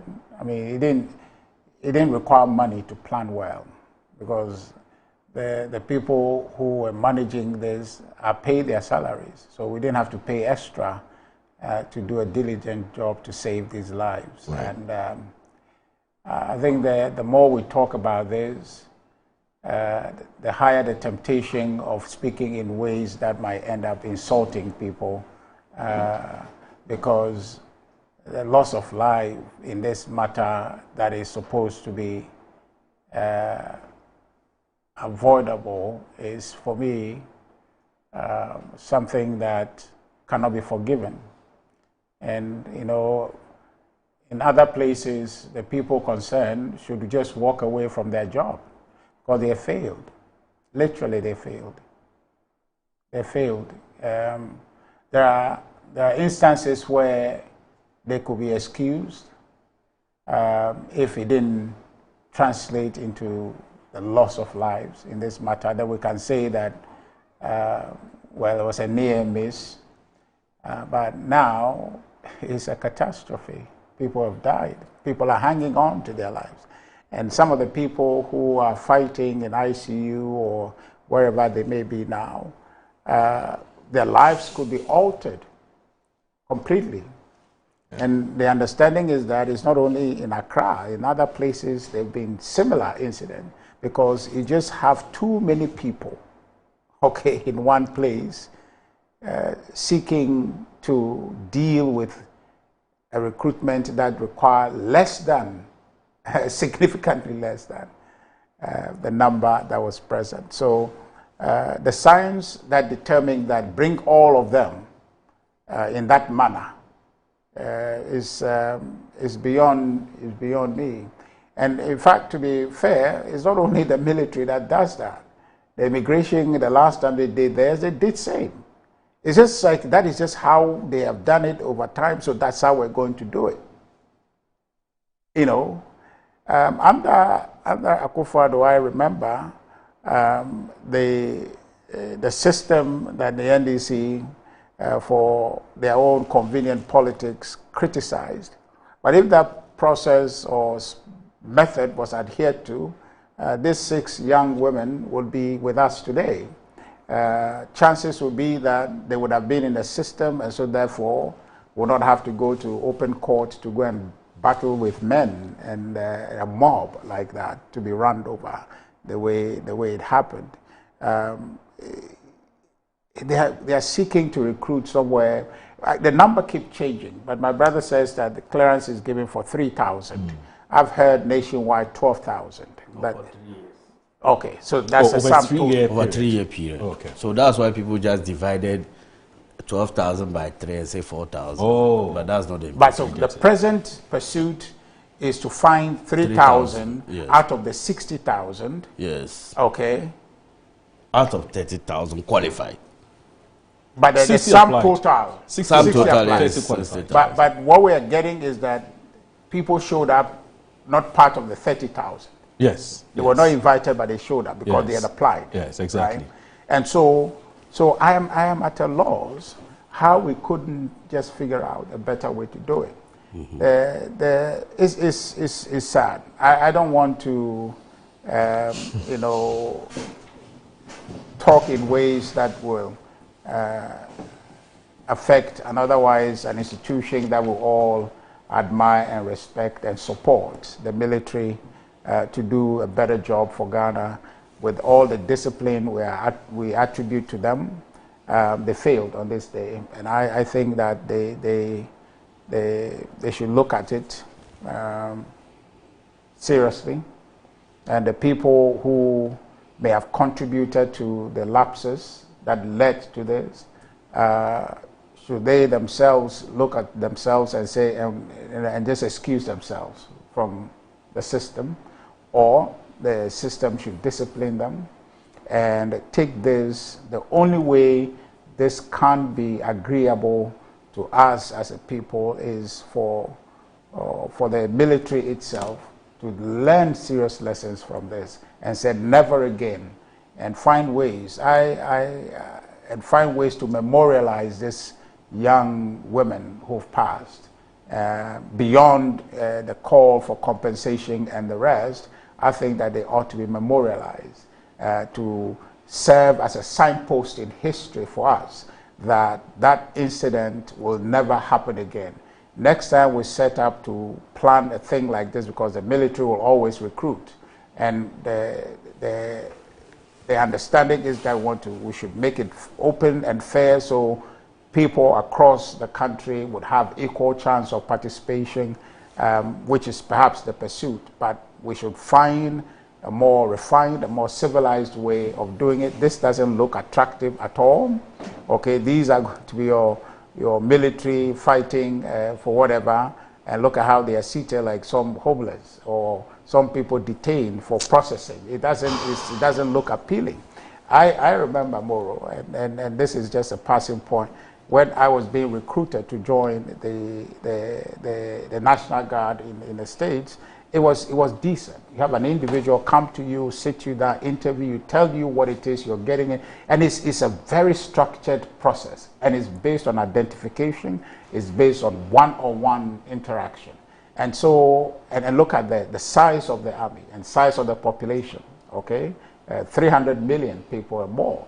But then there's a meticulous way of doing it. A bunch of recruiters engaged, given tasks that you need to recruit this number of people, and so and so and so and so, and you do it. So I don't understand how we get to a point where this wholesale, primitive approach to recruiting people, and I don't think it makes any sense anymore. And so I guess the effective point I want to make is that it has happened. Very, very, very painful. People are grieving this morning. Just August, we were grieving as a country, and this has brought us to the same point again. Okay?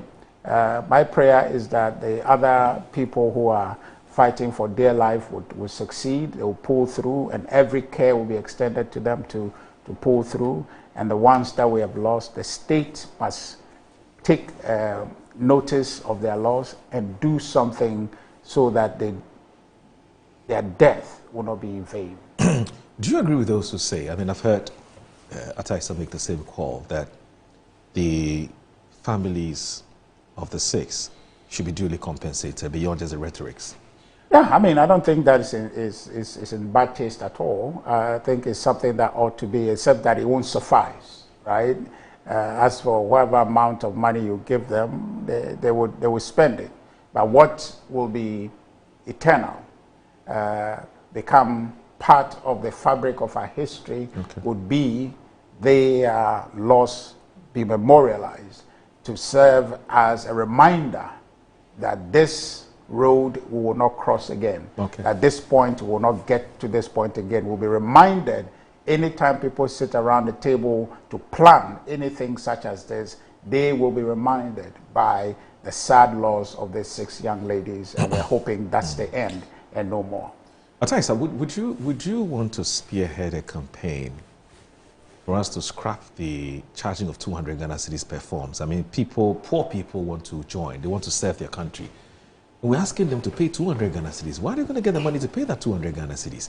And you know you're looking for just 3,000 people. Every year, it's 3,000, isn't it? Per what you just told us.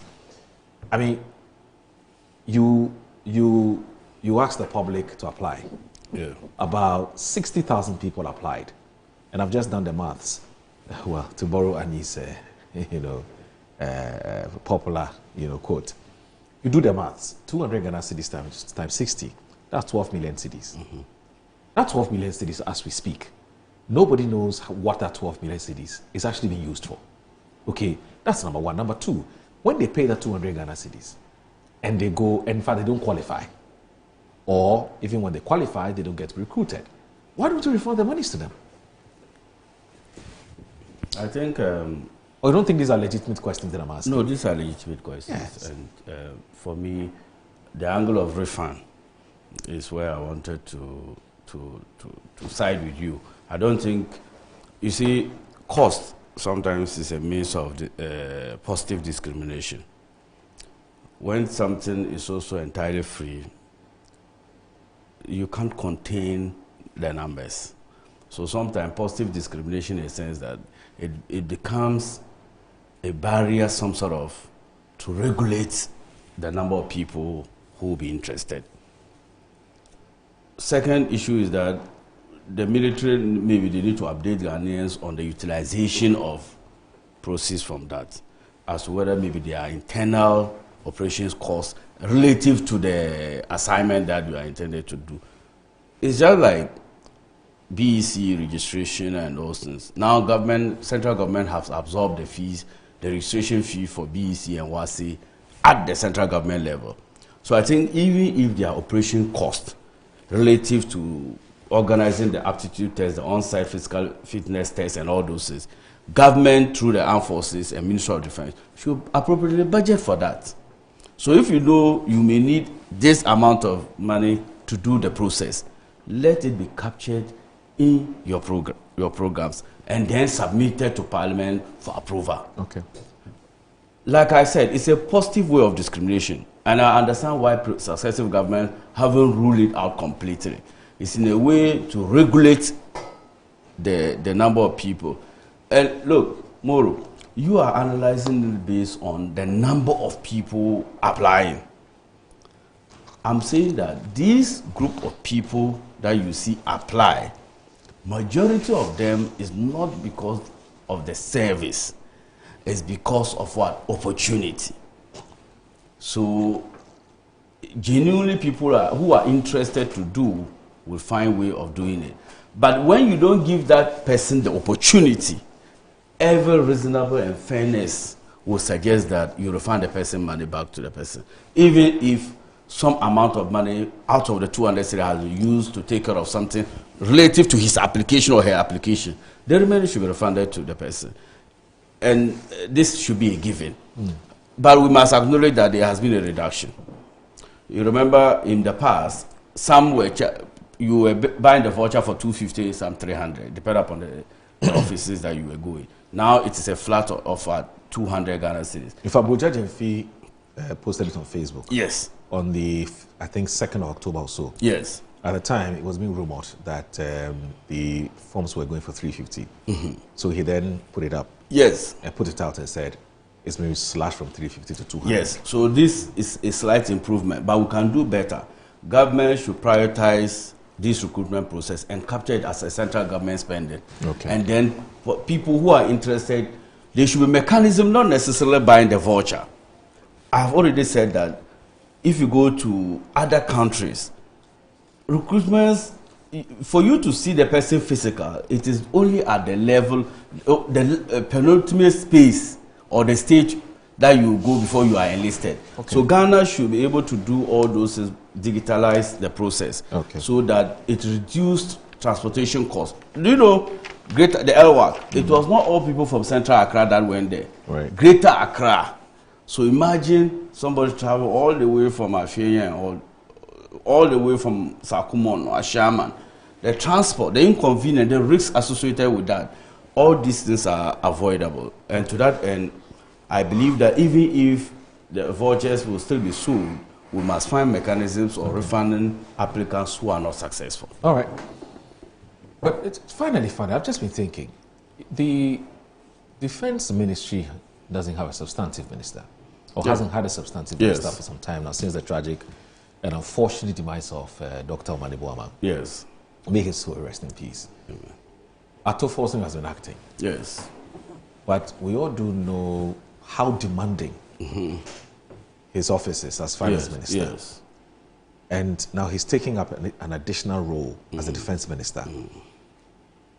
Do you suppose that perhaps if we had a substantive minister who was more focused, would have focused and concentrated more on the defense and all the issues there, or focus on the work as a defense minister, perhaps that could have, to some extent, prevented what had happened?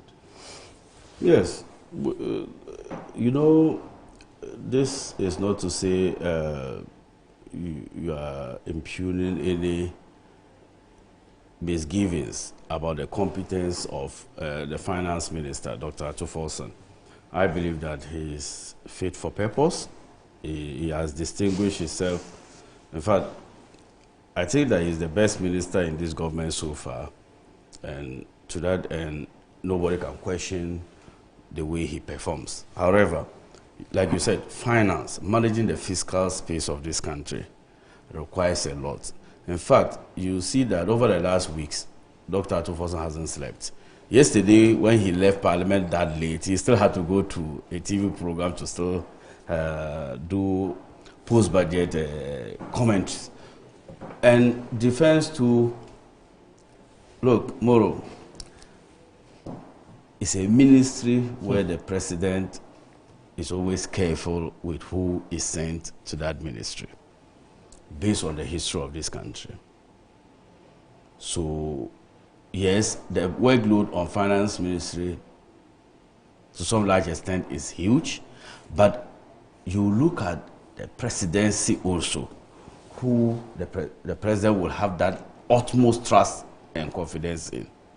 There is no doubt that if Dr. Omane was there, some of these internal processes would have been ironed out, because some of us who have worked with him at the headquarters, for example, at the party office, I know the level of diligence and thoroughness that he goes through in terms of all the activities that you expect him to do. He does it with finesse. I remember the body cams and all those terms that we saw in the election was due to his belief in integrity of process. Okay. He's always meticulous when it comes to processes. So, substantive minister, yes, could have been avoided, but I believe nature has its course also. Let's not, in fact, despite his thoroughness and all those things, it could not save him on August 6th with the same facility that they have been servicing and all those things. So to that end, we wish it had not happened. Okay. But a substantive minister at the right time, I'm sure President Mahama will do the needful. All right. So I guess that we should move on and we'll talk about the budget. We'll talk about the budget. Okay. You know, I don't know how to feel about this, but I think that thing just ought to be scrapped. What's should be scrapped? Charging people for this form is abuse. Look, I mean, it's honest abuse. And that's why I don't understand. It's abuse. I honestly don't think people should It be charged. doesn't make any sense. It doesn't make any sense to me whatsoever. Now, we sit in this country and we've been arguing that embassies across this country, you go and apply for visa, they know they won't give you, but they take your money, and when they don't give you, then they seize your money. And we are canvassing for that to stop. And our own government, people want to sacrifice themselves to defend this country. They have to pay 200 cedis. What kind of elimination tactics is that? So that, as you were saying, it's a positive exclusionary method. Now, if it's positive, for the people who honestly want to serve this country, you are limiting it to people who can afford. How is that national service? Yeah. It's not national service anymore. I totally agree. So that thing, they should give the money back to the people. What kind of 200 cedis is it? That's all. Is it the stationery they are using? Is it not paid for by the government? What kind of money are they collecting from people? And I understand the police is also 200 cedis. What is that? You want? I'm sure it's the same with immigration. Yes, it's an abuse by these organizations. It's an abuse, and nobody knows what they do with that money. Don't take you understand? It's wrong. They just ought to stop it. And Mr. President, let this thing be stopped because it's not right. People want to serve their country are charging them money. Like how? And you see, the issue of intention for me is neither here nor there. Because you see, you can't really tell what somebody's intentions are for wanting to serve. It is true. Some will be for economic reasons. Some clearly for patriotic, nationalistic reasons. Whatever it is. Moro, the idea that somebody wants to serve his country does not exclude economic interest. Of course. But over and above, you're saying that individual will give his life. They could choose any number of things to do. But they wanted to do military. That's where the sacrifice is. They want to do police. That's where the sacrifice is. But they ought to be compensated for that effort because they must keep body and soul together. So that has nothing to do with anything. They don't have to be charged. In fact, I don't understand. I mean, let's try and see. Maybe you can call somebody from the ministry, tell us historical account of that money they've been collecting. What did they use the money for? Yeah. Good question. What do they use the money for? Yeah. You know? And then you take all that money and you don't provide them a proper system. So what is that money supposed to pay for the Airworks Stadium where they went? That's the issue. What is it? Look, have you seen the state of the Airworks Stadium? Yes. I don't need to say anything. Yeah, it's annoying. Only God knows. That's why I said that they should just budget it as part of, you are doing recruitment. You know it will cost you this amount. Yes. It's part of your human capital development. Yeah, put that in the budget. Budget proposal to the ministry. Maybe we should scrutinize their budget and see if they don't have anything like this already captured and they're still charging people for it. It's become a process because people have interest, so they charge them. Yeah. And then you were talking about an individual who is commercializing the process, collecting money from people. We know that thing happens. It happens all the time. Why do we keep in this country? I don't know whether the ICTs... I'm coming. When we are talking about corruption in this country, we limit it to the ministers, we limit it to politicians, right? But this country is thoroughly corrupt. Yeah. From the ministries, from the district assemblies, from everywhere. Everywhere you go do something which is a service they ought to provide for citizens, they have to charge you. We ought to confront this thing. So that contributes to the cost of living in this country. Oh, yeah. You can't do anything that is just what fee has been approved. Yeah. You ought to give somebody money. Otherwise, what has to be done that you have paid for legitimately will not be done. And nobody can say anything about it. When I hear people ask, why? How do Ghanaians who are earning 1,500, 1,000, 2,000, 3,000, how are they surviving? It's very simple. And there's nothing like Ghanaians are magician. We're either begging or stealing. Yes. And that's what it is. Look, just we're either begging MPs or people for money, or we're stealing. On Thursday, there's no magic in this. No, on Wednesday actually, I was with some young people in the Volta region, and they've expressed interest in joining the police, and they said, okay, well, the form is 200. That's how come I knew the police is also 200, and so they want to go. Okay, this many of them, they want 200 so they can buy the form. You understand? And then when they buy the form, once you commit, you give them the money to buy the form, They have to take transport and go to wherever they're going to converge them and treat them like they treated the recruits in the military case. Okay, when they go to training, they have to buy stuff. Yeah, they spend money. You understand? So I'm just sitting here thinking, what are you looking for? Are you commercializing the military? You are commercializing the police service? What is it? It doesn't make any sense. This thing must stop. Let's stop it. I want to even it must stop. Whether they've outsourced the IT solution that they are using. Maybe. Well, that's a problem. If they maybe we need to find that. But I'm saying that if they outsource that, that's even a bigger problem. Yes, so we are outsourcing that data to a private person. Yes, it cannot be. No, but I'm not sure it's managed by them. You're just asking a question. Yeah, I'm also asking. Yeah. Because I'm not sure the defense ministry is managing that IT solution. And you suspect that this private company, perhaps the private company that's managing the whole exercise, yes, is charging. It's possible. Yes. That shouldn't be the case. Yes. The Ghana Armed Forces have more than enough people with competence to do this. They don't need to outsource it to anybody. Absolutely. Look, when it comes to precision, being organized and planning. Yeah, they are very organized institution. So anyway, I think we are all on the same page. You are telling my brother to take it as a course, but you should take it as a course. course. Every day and make it a Good Morning Ghana course. Yes. We must call on the government to change that. That probably will be a plaudit for the government. Absolutely, because citizens, look, there are people. We are talking about people who don't have jobs. Okay, you are talking about the unemployment situation being real. These are individuals who don't have jobs, and you want them to cough up 200 cities. From where? Where are they going to get the money from? Look how we said it simultaneously. I mean, it doesn't make any sense. It ought to stop. I'm sure as we speak, somebody has borrowed 200 Ghana cedis, or perhaps 300 Ghana cedis to go and do this. The person was even selected amongst the 60,000. Yeah, they will be selected. And yet the person is not even sleeping in their house. No, let me just tell you. It's true, because the and then you don't even know that you are going to get it. And if you don't get in, you don't get your money back. Look, yesterday, a very hard-working young lady, okay, she came to join us in doing some work at where some work we're doing. And so we wanted to send payment to her phone. He said, no. I said, what happened? He said, no, I'm owing on that. Okay, so how much is he owing? 300 cedis. You understand? So somebody like that, if she wants to join, you want her to bring 200 cedis to come and buy a form that does not assure her any passage to join the service, and then she pays that, and you don't select her, or she comes there and get run over and die, and her 200 is gone, her life is gone, like literally just take it and walk away. It's an abuse. They are stealing. Unfortunately, I'm happy the way you are passionate about this. Yeah, because it's wrong. But you guys, 350 cedis before.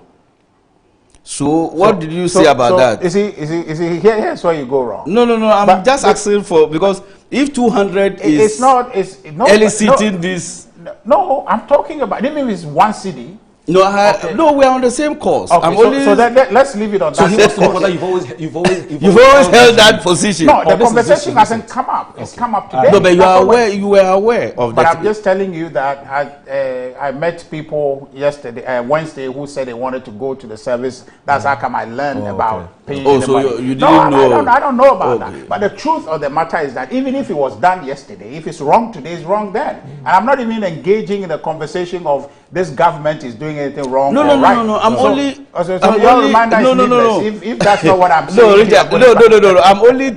I like the passion at which the state, whether ABBN. No. I agree. I'm only saying that how we have felt when it was 350. Yeah, that's what I just wanted to. Because this morning, the way you have. But I'm saying it's wrong. You're doing quantum analysis. We're just saying. Yes. Whether it's one. He's insecure. That's his problem. He's insecure. He thinks I'm talking about his government. He thinks I'm No. This is about states. I'm not talking about government. I'm not talking about your government. I'm just saying that our people have been abused. And for all you know, and I just talked about how is it that as a country we target the politicians as the corrupt people. Yes. I made that point, which affected. I think we are on the same page. So the truth is that those individuals leading those organizations, I'm pretty sure the minister may not be the one sanctioning this. That's fine. You understand? But he must take steps to say no, not anymore, because they promise to provide jobs for young people, and you don't collect money from people who don't have a job in order to provide a job for them. That's not what you promised us in 2024. Okay, so So speaking about jobs, we say it in Hausa, we say Aiki. The Gans will say Nichumo, alo Nuchumo, and the Ashantis will say Ejuma. I don't know how it is said in the Bani jobs. Tuma, yes. So, and also my Gonja folks who are watching me, please help me help me with the how to say jobs in Gonja. Gonja. Yes. You know, my father is 100% Gonja, so. It's my mother who is from Volta region, but my dad is Gonja. What a he comes from Salaga. Except that after 2, we stopped speaking the language, and so I've forgotten a lot of it. So please help me. How do you say jobs in the Gonja language? So that's it. But speaking about jobs, Ataiza, the government is promising to create 800,000 new jobs. Say that's a wow. Yes. I'm happy you're here. You're a member of the Finance Committee. Yes. And of course, this announcement came to the fore yesterday when the Finance Minister presented or read the budget, of course, for and on behalf of the President. And he'll be expecting Parliament to approve it. That's the natural expectation. So when we come back, you will be telling us why we should be excited about this budget, why we should embrace it, and what is in it for the ordinary person who's watching us. Sure. This very minute. So please stay with us. Don't go anywhere. I know you've heard from the Finance Minister, but there is what we call further and better particulars that you may not have, and that's why Ataisa is here to share that with us. So please don't go anywhere. This is Good Morning Ghana.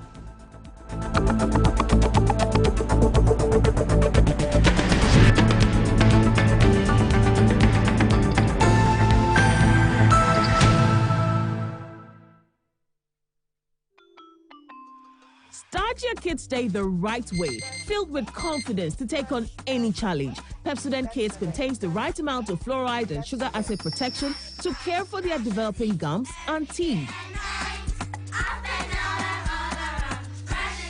Grab either orange or strawberry so they brush with the sweet flavor they love morning and evening. Pepsodent Kids, giving your children a bright smile for a brighter future.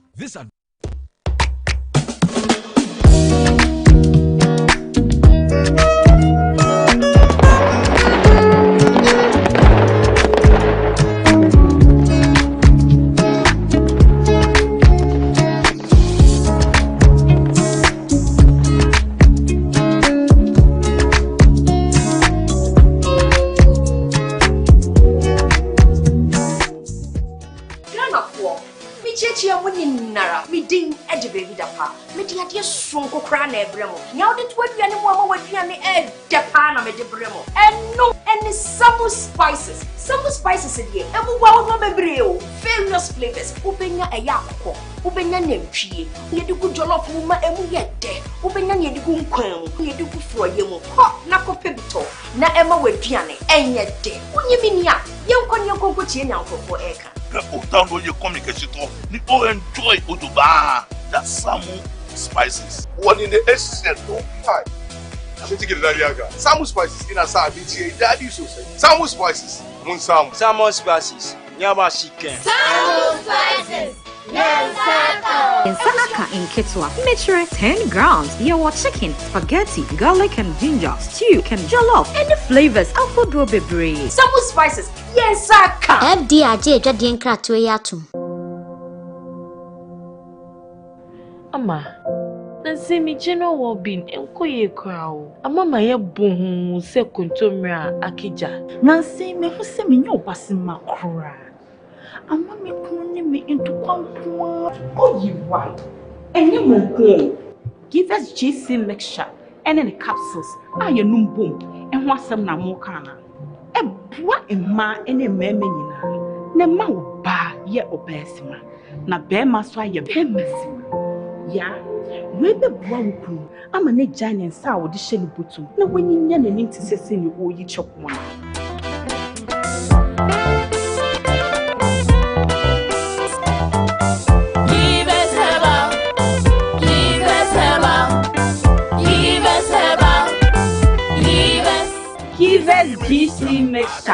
a capsule. Achesa. A painful about one more menu for one and Quada when you feel to me. Ghana for Michi winning Nara, we ding edge baby dapa. Midi had your sunko crown a bremo. Now that what we are with you and the air Japan of a bremo. And no any summer spices. Summer spices in here. And we will not be various flavors. Ubenya a yako. Ubenya nemchi. You do good jollof woman and we get there. Ubenya you do quam. You do for you. Hot nako pibito. Na Emma with Gianni. And yet there. When you mean ya, you can your cocoa for Eka. Down your communication ni enjoy Uduba that Samu spices. One in the essence no pie. I'm going to get that yaga. Samu spices in a BTA daddy so say. Samu spices. Mun Samu. Samu spices. Nyama chicken. Samu spices. In Sanaka in Kitwa, measure 10 grams. You want chicken, spaghetti, garlic and ginger, stew, can jollof, and the flavors of food will be brave. Samu spices. Yes, Saka. In my line of work, a confident smile is everything. Kel Charcoal toothpaste keeps me on top of my game and ensures my smile is always radiant and bright. With the tiring nature of my job, we spend several hours under the scorching sun. To keep our teeth white and our breath fresh all the time, we use none other than Kel Charcoal toothpaste. Kel Charcoal toothpaste. You're on a Kessie and in a kit one. Samayo Kendini, and who be here? Samacha Sapapadia to Amame Manfo. Kel Charcoal's natural ingredients, and a bomb is so buying, and maniswing, Nesansu Mama Hotoso, and will beg you. Kel Charcoal toothpaste. Choose Kel Charcoal toothpaste for anti-cavity, whiter teeth, and fresher breath all day. Available in 80 gram and 150 gram. Grab yours today. Kel, happy smile. This advert is FDA approved.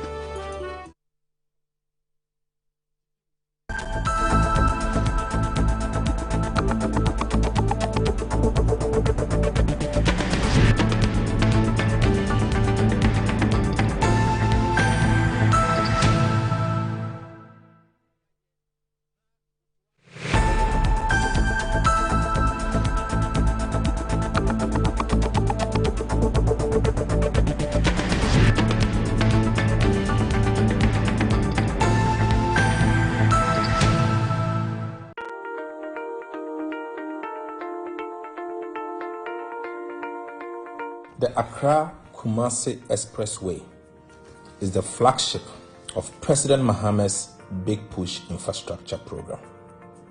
It is Ghana's first fully modern 6-lane bi-directional Class A expressway, a highway worthy of a nation on the rise. Stretching 198.7 kilometers, this expressway will become the central spine of Ghana's economy, linking our capital city to Kumasi, the heartbeat of the Asante region. It will cut through the Greater Accra, the eastern regions, creating a powerful southern-northern economic corridor that connects people, markets, and opportunities. To achieve this, the expressway follows a brand new alignment. This alone reduces the current travel distance by more than 50 kilometers, bringing it down from 250 kilometers to just under 199 kilometers. The impact on time and efficiency will be remarkable. Travel time between Accra and Kumasi will be cut by half. Transport costs are expected to fall by nearly 40%. And during construction, the project will create over 30,000 direct and indirect jobs for engineers, artisans, suppliers, and young people eager to work and build. But this project is more than a road.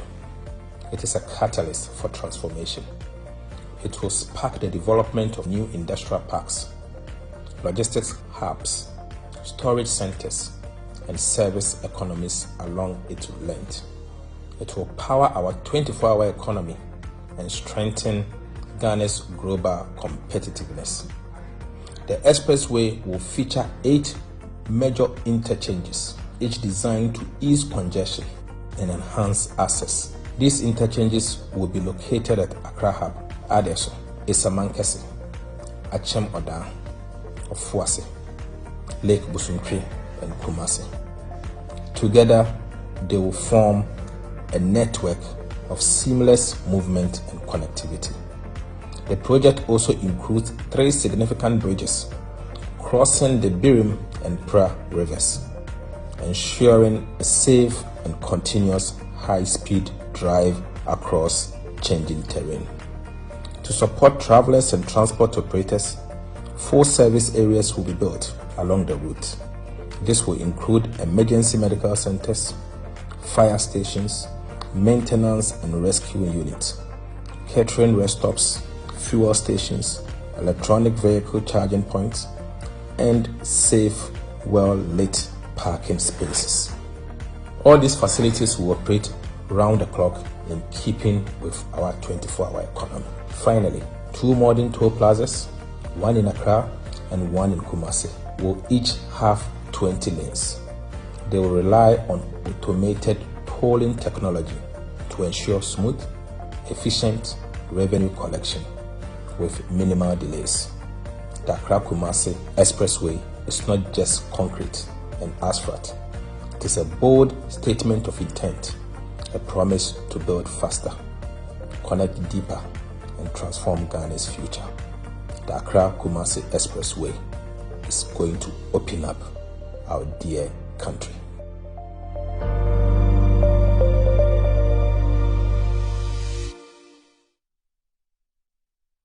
You're still watching Good Morning Ghana on Metro Television. My name is Audu Moro. I'm here, Richard Ahiagba, who's the Director of Communications of the MPP, and also Ata Issa is the Honourable Member of Parliament for the Samenego constituency, and also a member of the Finance Committee. So we're just about to kickstart a conversation. Yesterday is a major event that happened in this country. I'm talking about the presentation of the 2026 budget by the Finance Minister, Dr. Castle Ato Forson. But before we get into that, a few of your messages on the previous conversation that we had. And also, thankfully, an uncle of mine has just sent me a message about how to say jobs in the Gonja language. Yes. He's been very magnanimous. He said it's kushung. Oh, yes, it's I've heard of kushung. Yes, kushung. Mr. Dauda, thank you very much. I only know Umpa. For that. Umpa is how are you? You say Umpa is not friend. No, it's Umpa Niso. Yeah, so my friend Niso means how are you? Okay. Yes, Umpa means my friend. Then you say Awo. Awo, yes. All right, so let me read these messages now. So Reverend Jose Latte is a regular viewer of the show from the UK. He's a pastor, lawyer, and also a journalist. Now he says, those who died at the Elwak Stadium were unlawfully killed through negligence. Of course, it will be very difficult to prosecute any individual for unlawful killing. The Hillsborough disaster in 1989 is legal stare decisis, which is a precedent. And it says, commenting on the depravity of corruption in Ghana, he says, Mo Raudu said, we are either begging or stealing. This statement makes every Ghanaian a beggar or a thief. Reverend Jose Latte. Anyway, so this one here, Masa Musa, who is also a journalist based in the UK, he says that the military hierarchy organizers the recruitment have failed. A simple risk assessment by authorities would have prevented that unfortunate tragedy. Those young women just went looking for a job. The state actors has through negligence or non-adherence to lay down, drawn out protocols, killed them. And this time, people must be made to carry the responsibility. The president must make sure of that. We can talk of gold, oil, lithium, cocoa, and everything. If we cannot organize a safe recruitment process, my God, we mean nothing. God, good morning from Mansa Musa of Voice of London Radio in the UK. Prince Henry from Koforidua says, anyone who at this moment will say that this 10-month-old government is not doing well must be doing so out of anger. Let's all support the government of the day. Master Planner Jr. says that from Kintampo says, great input by my director, Honorable Richard Ahiagba. What amazes me is the inability of President Mohammed's administration to incorporate their so-called 24 hours economy shift into the common military enlightenment. I think it's the military is enlistment. I believe that's what you want to say. And it says that this is not even recruitment or training. If you cannot design a shift system of 133 here, there is a clear indication of advanced failure of the 24-hour economy. I'm not surprised that yesterday, Honorable Ato Forson couldn't talk more about it. Ghanaians are watching closely. Master Planner Junior Policy Analyst from Kintampo. And then this one from Alarama Amin Ishaq, who is a regular viewer of the show as well. He says, good morning. I totally disagree with Honorable Ata Issa. What about quality qualified persons who can't afford the application fee. The so-called positive discrimination isn't the best. Application should be absolutely free. From Amin in Tamale. Okay, so there's more, but I'll read that a bit later. So, Ataiza, you are promising to create 800,000 new jobs next year. Would be more than happy for you to tell us exactly how you intend to do it. But before that, let me just take about just 2-3 paragraphs from what the Daily Graphic has reported, since this program is a newspaper-driven conversation. And Nana Konedo Ajimai and then McLean, Kofi, and Dixon Walanyo Doche are reporting that the government has presented a budget that seeks to address the concerns of Ghanaians with big-ticket initiatives to create jobs, build an economic stability, and extend electricity to every home starting from next year. Now, we're told the government will also address post-harvest losses by buying excess produce from farmers and using some to feed students, operationalize the farmer service centers with machinery, and build a new power plant owned solely by the state to make use of gas from the offshore Cape 3 points and oil fields to produce 1,200 megawatts of electricity. The Minister of Finance, Dr. Castle Atuforsen, announced measures when he laid the 2026 budget and economic policy statement of the government to Parliament yesterday, during which he sought approval of the House to spend 357.105 billion cedis. Now, that amounts, and it says, and be allowed to raise 268.1 billion cedis, up from 226.5 billion in 2025 in total revenue and grants for next year. On the theme, Resetting for Growth, Jobs and Economic Transformation 2026 budget, the Finance Minister said the resetting agenda was built around 3 central pillars: restoring hope and trust in our democracy, in public institutions, and in the ability of every Ghanaian to fulfill their potential, extending a trusted hand to the vulnerable, especially women and the youth, while laying the foundation for a more inclusive and compassionate economy, and stimulating demand and productivity through the 24-hour economy, and accelerated export development policy, which promotes made in Ghana goods, expands jobs, and keeps our economy active day and night. There's more in the story, but once you're here, let me just, defer to you for you to tell us what we need to be excited about this budget. I would wish, since I'm the one, we presented the budget at least 15 minutes the ABBA. You should have. Well, Atua said a lot. I'm sure that you. No, I will not. I will put a summary right on the issue. Okay. Now, yesterday was a great day for Ghana. Okay. And now the metrics has been settled to the extent that in economic comparisons, you do either quarter-to-quarter comparison or year-on-year comparison. I remember when the budget for 2025 was brought to Parliament, the idea was that these are just mere promises and that we should wait for the outturn. Now, Moro, the outturn is out. And even before the end of the year, the government has even outperformed its targets. Now, when somebody says they would create 800,000 jobs, it means that that foundation might have been built to absorb that number. In September 2025, the IMF, in their 4th review, made a categorical statement that based on the structural reforms implemented by the Finance Minister, the budget execution rate for 2025, as of September, was already 89%. So the Finance Minister promises you in 2026, you look at his performance in 2025. When you talk about execution rates, execution simply means that government has a program expenditure activities and sources of revenue to finance those activities. Now, when you finance all your activities, it means that you have executed the budget 100%. Right. For the government to execute 89% according to the IMF, it means that only 11% is outstanding, and this was as of September 2025.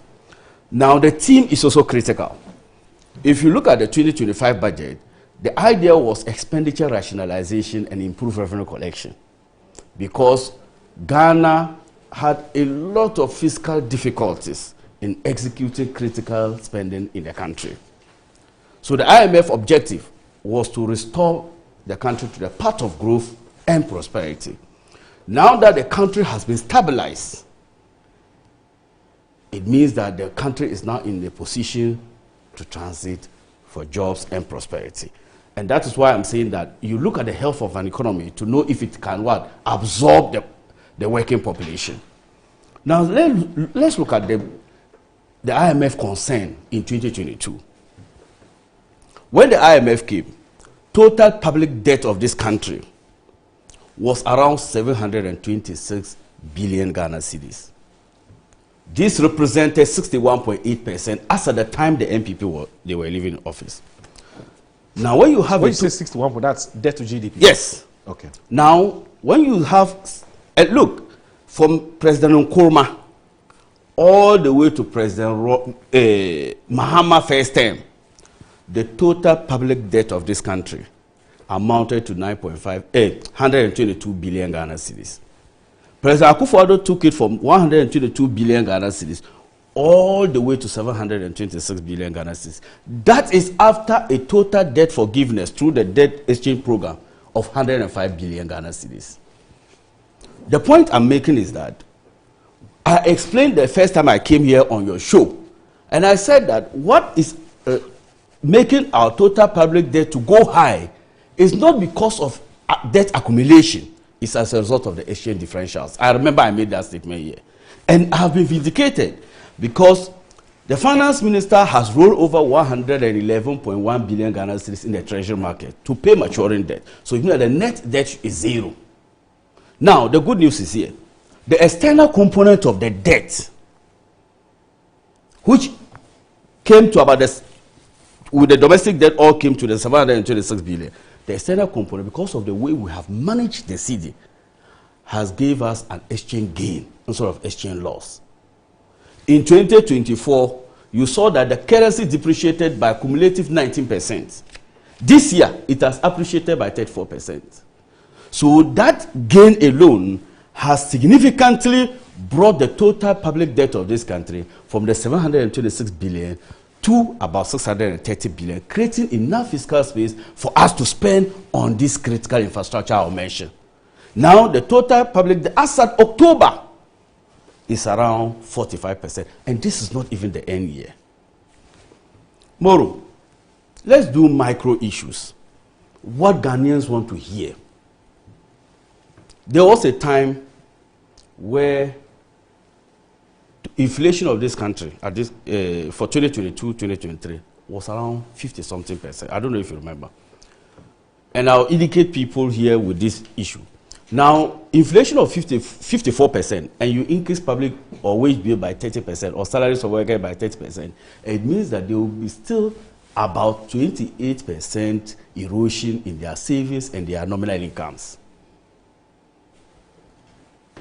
The drivers of the inflation in 2022-2023, one was a result of exchange instability. Two was non-food inflation. Electricity, because of the cash waterfall mechanism of quarterly adjustments under the IMF program, we were supposed to be increasing non-food inflation items in the basket. Moro, look at the significant shift here. The government had an end-year target of inflation of about 11.9%. As at October, we have already hit single digit of 8%. That is not the concern. Even though in 2024, inflation was around 23.8%, now it's at 8%. But that is not my concern. My concern is the average Ghanaian, what they buy is the food inflation. Currently, food inflation is even lower than the average inflation of 8%, at 6.9%. So that is why a bag of rice, you know what is causing the rice glut in Ghana? It is not because there's no market. People are just not ready to buy it at that price because generally price of goods and services are on a decline. Investor confidence. Look, a government that just came. Oh, is there a problem? Yes. What's it? Okay. Your explanation for the food glut thing, that's a very dangerous thing. No, you're it's saying. not. And I can prove it because I am a rice farmer. I have over 2,000 bags of rice in my warehouse. No. And the government is now giving a guaranteed price. Then you are maybe we can discuss that. Let me utilize my time. And that's his theory. He's entitled to it. No, you can critique it, which is fine. But please go ahead. Calm down. Calm down. Oh, I'm not. Now the investor confidence. I'm just telling you that it's a dangerous thing you're saying. But carry on. Investor confidence. Okay. Look, when you are doing analysis of economic policy, Ghana is not an island on ourselves. So we interact with the world. If you look at the AFTA program, the idea was to trade among ourselves. Currently, Ghana is the third among the African countries to have increased our trade with other partners by above 10%. The African average about 17%. That is not the issue. From June to September, the total foreign currency inflows into this country, into the private sector for manufacturing and industry, is $798 million.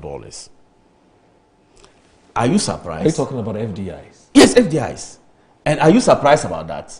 I am not surprised because if you look at the external credit rating regime, it has given investors some hope that the risk levels in this country have substantially reduced. The IMF program will be exiting in April. Also a signal to the international investors that Ghana is the best place of trade and investment destinations. And that is why yesterday, Dr. Ato Forson announced boldly that government of Ghana will return back into the Eurobond market at concessional rate because the external credit ratings is good for Ghana. And our reserve position has much improved. Look, Ghana has transitioned properly from the crisis mood we found ourselves in 2024 now to transformative mood. In 2024, you remember, they did several press conferences, and the concern was that I had two choices. One was to save lives, and the other one was to borrow unnecessarily, and I chose to save lives. Now we have moved from that era of crisis. Now we are in the era of development, industrialization, and to propel the 24-hour economy. Public spending. The concentration of the MPP, if you remember, in 2024, just in the bid to secure votes, was construction of critical infrastructure like astroturfs, some roads constructions, and all those things. That, the whole of 2024, in an election year, the total public spending as a percentage of GDP was only 0.6%. Currently, it has increased to 0.9%. That demonstrates that even in first year, President Mahama has already committed to improving public spending. And that's, are you surprised also? No, because if you look at the amendments that we did to the GET Fund levy, you realize that all monies and timely releases of GET Fund allocation has been given. And that's why yesterday he promised some critical interventions in ending double track, because all the monies that is accrued for GET Fund has been released up to date. Monies accrued for DACF has been transferred, 80% of it has been transferred to the Assembly up to date.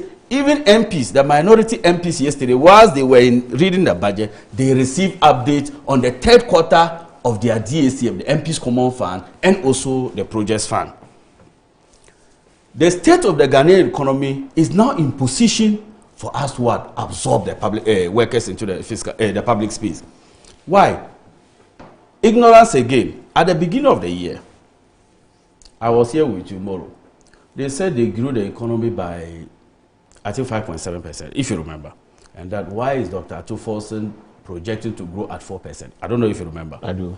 And the concern was that, oh, so even what they want to do and call it a reset, it means that we even did better. Is that not the concern? And I told them that this was anchored on the growth framework established in the IMF program.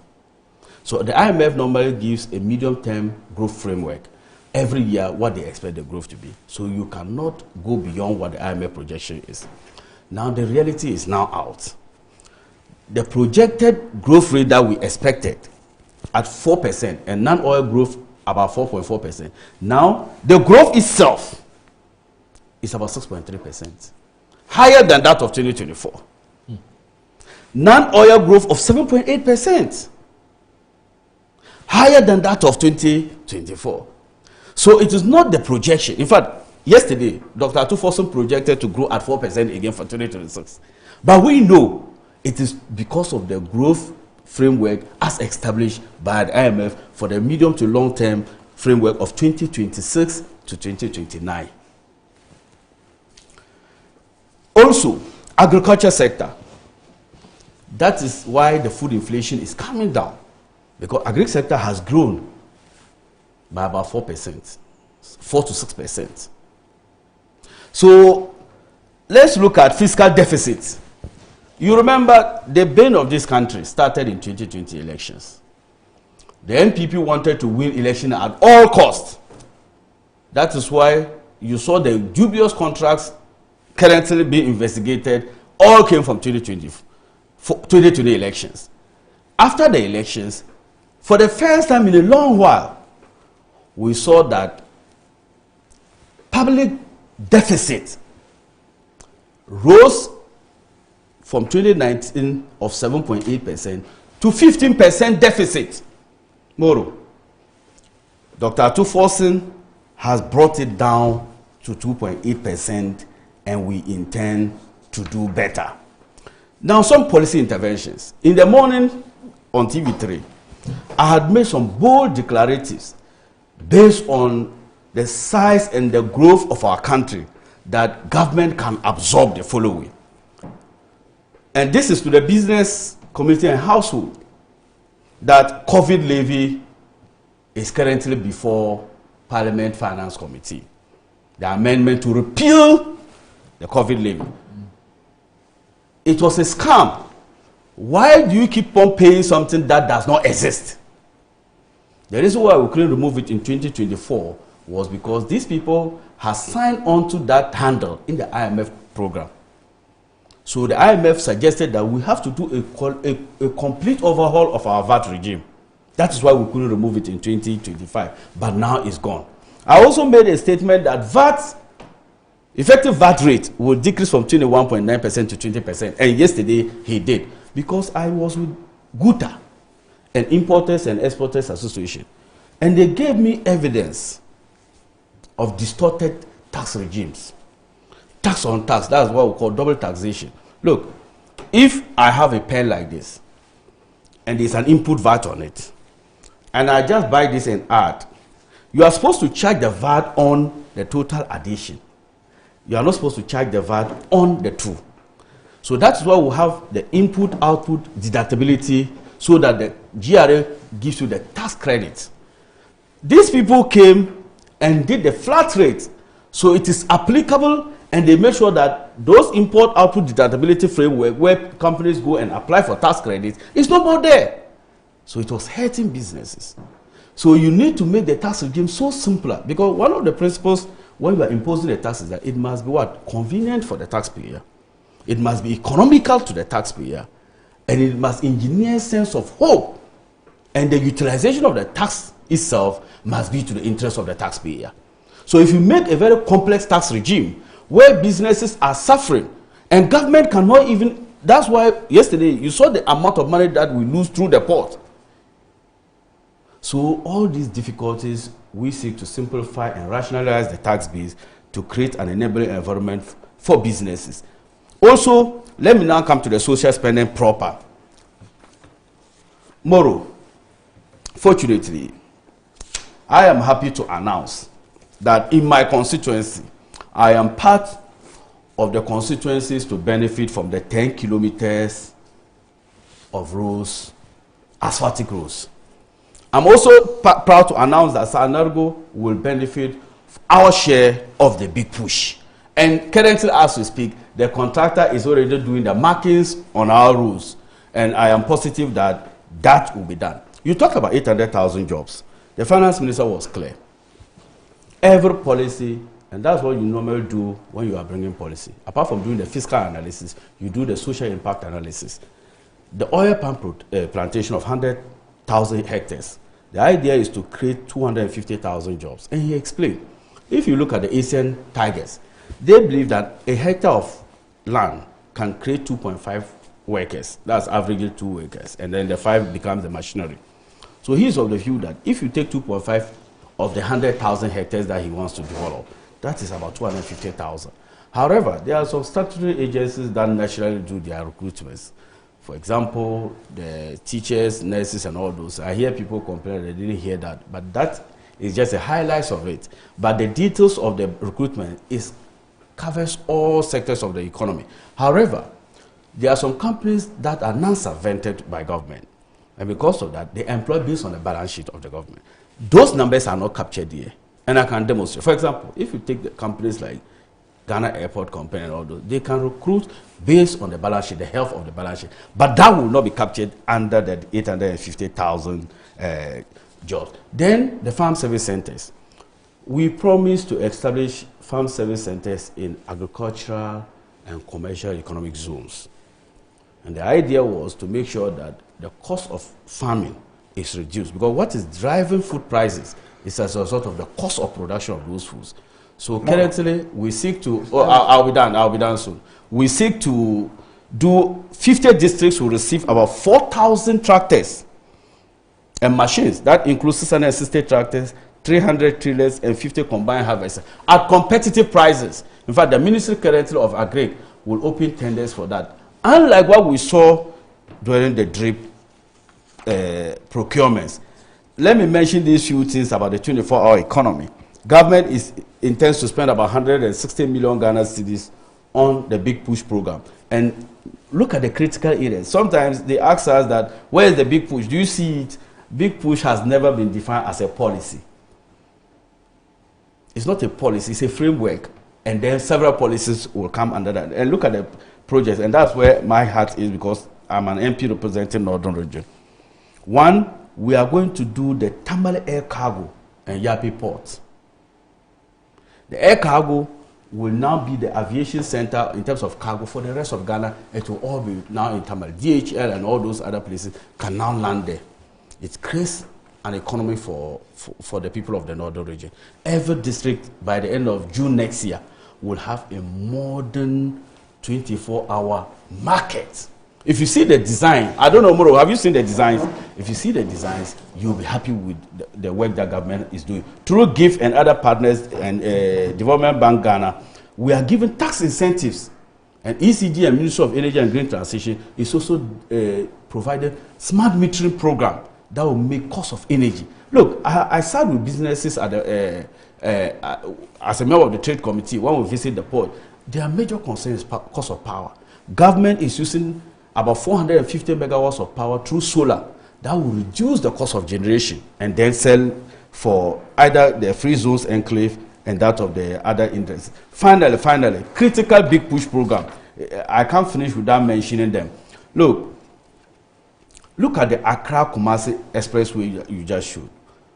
If you are going to Accra, Kumasi currently, and you use Konongo, look at the level of traffic that you'll meet there. Even Kumasi Township. So having something like this goes beyond politics. Even Nigeria, I have visited Abuja. The day that they were to inaugurate, swear in President Tinubu, I was in Abuja. And they have expressways. So it makes life better for commuters and business people to do. And then let me use this opportunity to thank President Mahama. And Moro, I'll leave this document with you. Comparative analysis of macro and microeconomic performances, 2024 versus 2025. Growth for 2024, 5.7%. Growth for 2025, 6.3%. Inflation, 23.8%, currently at 8%.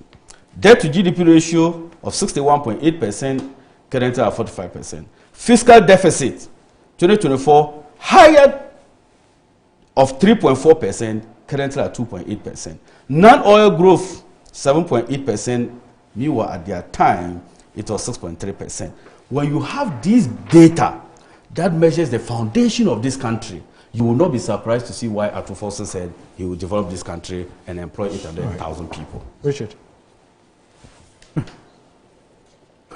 The minority in Parliament has already described the budget as a lamentation budget. I mean, don't you get it? My brother is scattering his papers, going here, going here. What is this? Why? What's wrong with Moro, this budget is a grand formatting budget. There's nothing in there. It's a repetition of things they said in 2025. Okay. You see, why I told him the rice thing he's talking about is a slide he's getting onto. Okay. Okay? You may be a rice farmer. But you're offending a good number of people out there who are pissed off.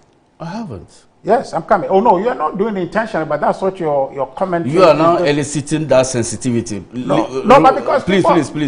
No. Don't do that to me. Oh no, I'm not doing that to you. No, you are. No, you are. Because I spoke and they understood what I said. So don't add sensations. So let me also speak. Don't add sensations. Don't add sensations. Make your comments. So let me also speak if they will understand. Bishop, please go ahead. Massa, your government came and said that they were going to do what? Feed Ghana program. President Mahama commissioned that in Techiba. It's supposed to be a bold, ambitious program to achieve food security and attain agri transformation. This is 2025. President launched that. So how is it connected? Please, just be quiet and listen. Don't be interjecting. You understand? Not a penny was given. You are talking about farmer service center as now. There's none on the ground, but you said in 2025 you're going to do that. It never appeared in any part of the 2025 budget. It's not true. It's not true. It's not true. Please, I beg it's okay. I won't interject. I beg you. Go ahead. Please let him go. President Mahama launched the Feed Ghana program. Component of the Feed Ghana program is the Farmer Service Center. If you don't know the policy, read it. It's there. It's in the paper. Just go ahead. You understand? They haven't done it. So it's in the budget. They are going to do it this year. What's the guarantee they will do it this year? They haven't done it. And in that Feed Ghana program, there's about 11 crop, including livestock, that they are prioritizing. Included in that is rice. So you bring a program that encourage people to go and increase production, just like they are talking about the oil palm now. Okay? You are canvassing that is the future. You are going to ensure that some 500 million or so, billion or so, whatever, dollars, $500 million is given to that. And then you drive people to go and invest in that, saying that smallholder farmers will be the center of that policy. And so you are going to drive people to invest in that. Just when they finish investing, you are nowhere to buy the product. So people have gone to invest in rice. And then you showed up with a glut. You haven't done anything about importation or import substitution, okay, to ensure that local consumption is increased. You haven't done anything, but yet you have motivated people to go and do that. You haven't provided any incentive for the people. Not a single thing. I have spoken to a dozen farmers. Not one, even including the agri officials. You know, the district people are supposed to be coordinating the Feed Ghana program. Not a penny has been given to them to do anything about that. But you said that. You launched the program. So if you say it's not in the budget, why is the president launching a project that is not in the budget, that he doesn't intend to do, but launches it in 2025? Who is he deceiving? So please, if you are not up to that information, let agri people come and clarify, because you don't have that information. Presidents launched the thing. So you cannot tell farmers who have taken the president's word literally and have gone to increase production and now can't find market for the thing, and you say that because it's more, so they don't want to sell it at a certain price. What, did they go to farm just to lose? You understand? So please, this budget is the greatest of all formatting. You know, I think is a criminal deceit by the finance minister to open his statement yesterday saying that they inherited an economy in distress. That's a lie of the highest order. Okay? They inherited. We were reading the IMF documentation and characterization. Read the World Bank characterization of the economy in 2024. Read IMF and see what economy they inherited. They inherited a recovering, growing economy. And you can look at all the macroeconomic indicators. If you look at where our inflation was in 2022 and where it got to 23 when they took over, it showed you a decline consistently all the way down. You look at GDP performance, consistently shows you a growth. An improvement from 2023 about 3.1% to 5.7%, which then presupposes that 2025, 2026, you are heading to a certain point. And the IMF program was supposed to achieve that. So if you are riding on the momentum that you have inherited, and you showed up in Parliament and described that economy in that fashion, it can only mean one thing more. It only simply means that you need to denigrate others so you can look good. That's all it is. Atu forcing and all that they are chanting Atu is forcing, he's only forcing and denigrating people, his predecessor, so that their record look bad so he can look good. Otherwise, he's not performing to look good. Look, this thing they are talking about fiscal discipline and the rest. What is it? They have deferred payments. Payment that they've ought to make has been deferred. Nothing is happening. I'm telling you that the president's own Feed Ghana project that he commissioned, not a penny has been spent on the thing. Not. All their Ejumapa, national apprenticeship coders, how much have they spent on it? They haven't. Where's the disbursement? We should see it. Where's the disbursement? Huh? The big push, 13 point whatever billion, have they spent that this year? No. They haven't. So this is a whole grand enterprise to deceive the people. What the NDC government and Atu has done and say he's forcing is essentially just to curtail, stifle the economy. Look, Moro, if you need to eat and you have 50 Ghana cedi, and you say, look, this 50 Ghana cedi, maybe let's say just 200, okay, because the police form is going to come out and you want to buy it. Okay, so today you are hungry, but you will not spend that money because you are aiming at buying a police form. Okay, that's what they have done with the economy. Instead of making the economy work, they stifle the economy. And their police form is the data he's sticking to point to, oh, look at fiscal discipline, look at this, look at that. Because they're not spending. Oh. The jobs they say they want to create, where are the jobs? You saw the thousands of young people. And on top of that, they are collecting 200 cedis from them to line up, and they sack them to go home without taking them. And they plot to take 3,000, but then they have invited 60,000 people. More. How unfair can you be? You said you will give them jobs. So why don't you make the military 24 hours and do 133? Why didn't they do that? Why are they giving clearance for 3,000? Because 24-hour economy, Galamsey is a problem, isn't it? We need more men to fight it. So do 24-hour economy at the Ministry of Defense, and employ all the 60,000 people applied. Tell us that you have some magical wand, that you don't need financial clearance to employ people. That was the perception they created. We were seated here. I remember very well, Sami would sit here, said 24-hour economy. I remember one time Sami wore this 24-hour economy after he has done some pamphlet and come out. I said, my brother, this thing you are talking is not feasible. They say, oh, no, it's feasible. Now we can see. And you see, the shame is that as Ghanaians, we cannot tell them they lied to us. My brother, you say you have received what? Moro, his own words, so you say you have received what? Thousands of applications. Is that not the case?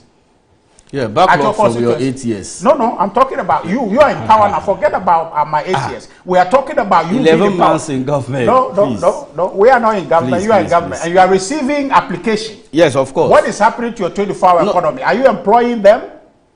You said you were. I thought I had explained that. No, you hadn't explained anything. The point I am saying is not a policy. No. It's not a policy, please. It's a framework. What? You develop policies. Oh no! How can you call a 24-hour a policy? Hold on. Oh, come on.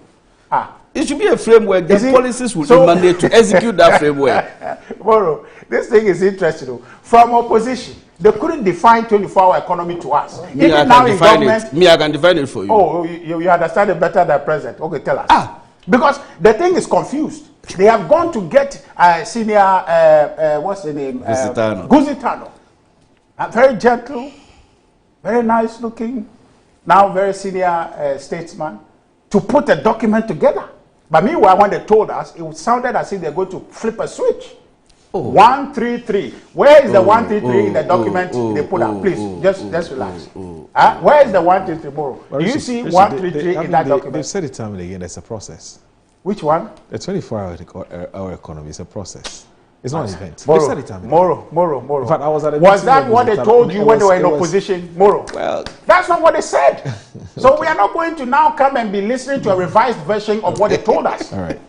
Okay, what they told us is that they are coming, one job, 3 people will do it. Okay. Where is it? Now, okay, they put themselves to a test as if the posterity want to be able to confirm their lies so that they themselves put together a recruitment of people into the military a day 2 before the budget. So we are saying that your 24-hour economy, the practical occasion for you to implement it was when you brought all those young people out. You could have employed all 3 or all of them in 3 folds. Then you would have gotten all 60,000 of them employed. Okay. But then they have given financial clearance, according to my brother, only 3,000. So what happens to the rest? The millions of young people out there. And you come and tell us, and what was it wearing yellow tie yesterday? And come and read to us and delay everything till night and come and tell us all these things. There's nothing in the thing, just numbers. Just numbers. Numbers don't mean anything. He was wearing a red tie. Red, yes. Is that even worse? Oh. Okay. As if said any break. But they didn't break. They didn't break. It's just formatting. Richard. You understand? So, Moro, the point I am saying is here that that budget they brought. Okay. We can go into the details as you can see, but the point I want to make is that the design, okay, is to make the record of the predecessor look bad so that his look good. Okay. In actual fact, he hasn't done any work, but if he can succeed to denigrate your record, then he then becomes the savior. Right. He then becomes the man who has improved the economy. Right. But, Moro, let me just say something quickly on the position of the agric policy. Look. If you can do this in a minute, because our time is up. Oh, Moro, you gave him plenty of time, even though you were just talking about numbers. But the point, So the point I am making is, look, if you read the budget, the intro to the agric sector report and the policy, the minister referred to it as the anchor of the economy. But I can guarantee you that nothing is happening in that space. There is no expenditure to drive it. Right. Now you see the ad hoc response, even to a policy that the president headline is their flagship program. Today, Moro, people who have harvested their produce can't find market. So when there's pressure, people put pressure, then president say, oh, take additional 200 million and go and buy it. There is no plan. The thing is so ad hoc, it's not even funny. But then he's brought us an agric policy that is digging deep to say that we are going to do this, we are going to do this. The point, the plea I want to make to the minister is that stop talking and do. Because these things you are talking, people are believing it, people's life depend on it, people want to see this thing happen. But then you are just talking, you are not doing anything. Today, Moro, the SHS situation, I have received a lot of reports. I've received a lot of reports. In my closing remarks, I would have to talk about that. Because right now, the government is moving at a certain speed to... No, let me just finish up. The point is that the government is moving at a certain speed to try and create the impression that it's ending the double track. Kids are sleeping on the floor. In SHS. Right? Just so that they can say that they have ended double track. We are going to have to explore this. Maybe next week. Let's put this item up to discuss. And I'll bring you video evidence and matters relating to this, which is, for me, a travesty, and the government ought not to be doing this. We have a government now that can talk better, propaganda better, but it's completely inept when it comes to delivery. And that's the government we have. So let me say a happy birthday to Goddess HSC.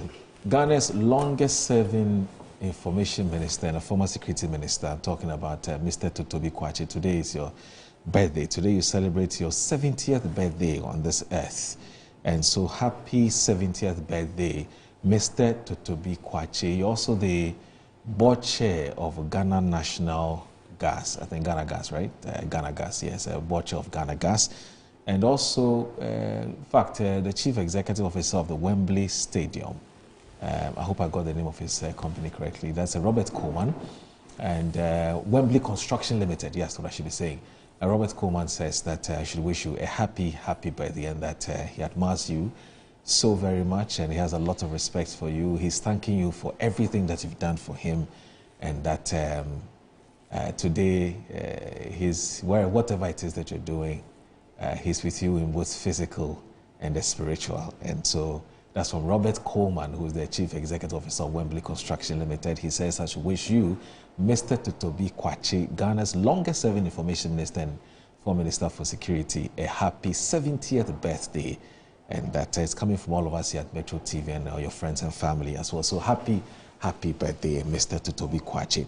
And also, let me say this to my niece, who are based in the UK. In fact, I'm talking about Ikhlas Abdul Basit. You celebrated your 11th birthday yesterday, and I want to wish you a happy 11th birthday to you, Ikhlas Abdul Basit, all the way from Maidstone, Kent, United Kingdom. Daddy loves you, we love you, and grew up and make all of us proud. And we wish that yesterday you had a wonderful day, you had a fantastic day, and you know, like I said, grow up and make us proud.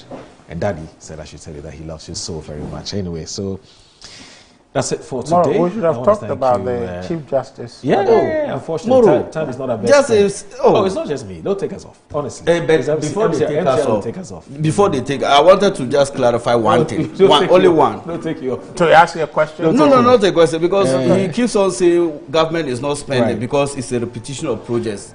And I'm saying that, but we prepare commitment accounting basis budget. So we do multi-year, look. No. Big push 13 point. Please. Calm down. Budget is 13 point. No, it's listen to how we do it. Listen to how we do it. Masa, we just 13.85 billion. Hold on. The conversation has just begun.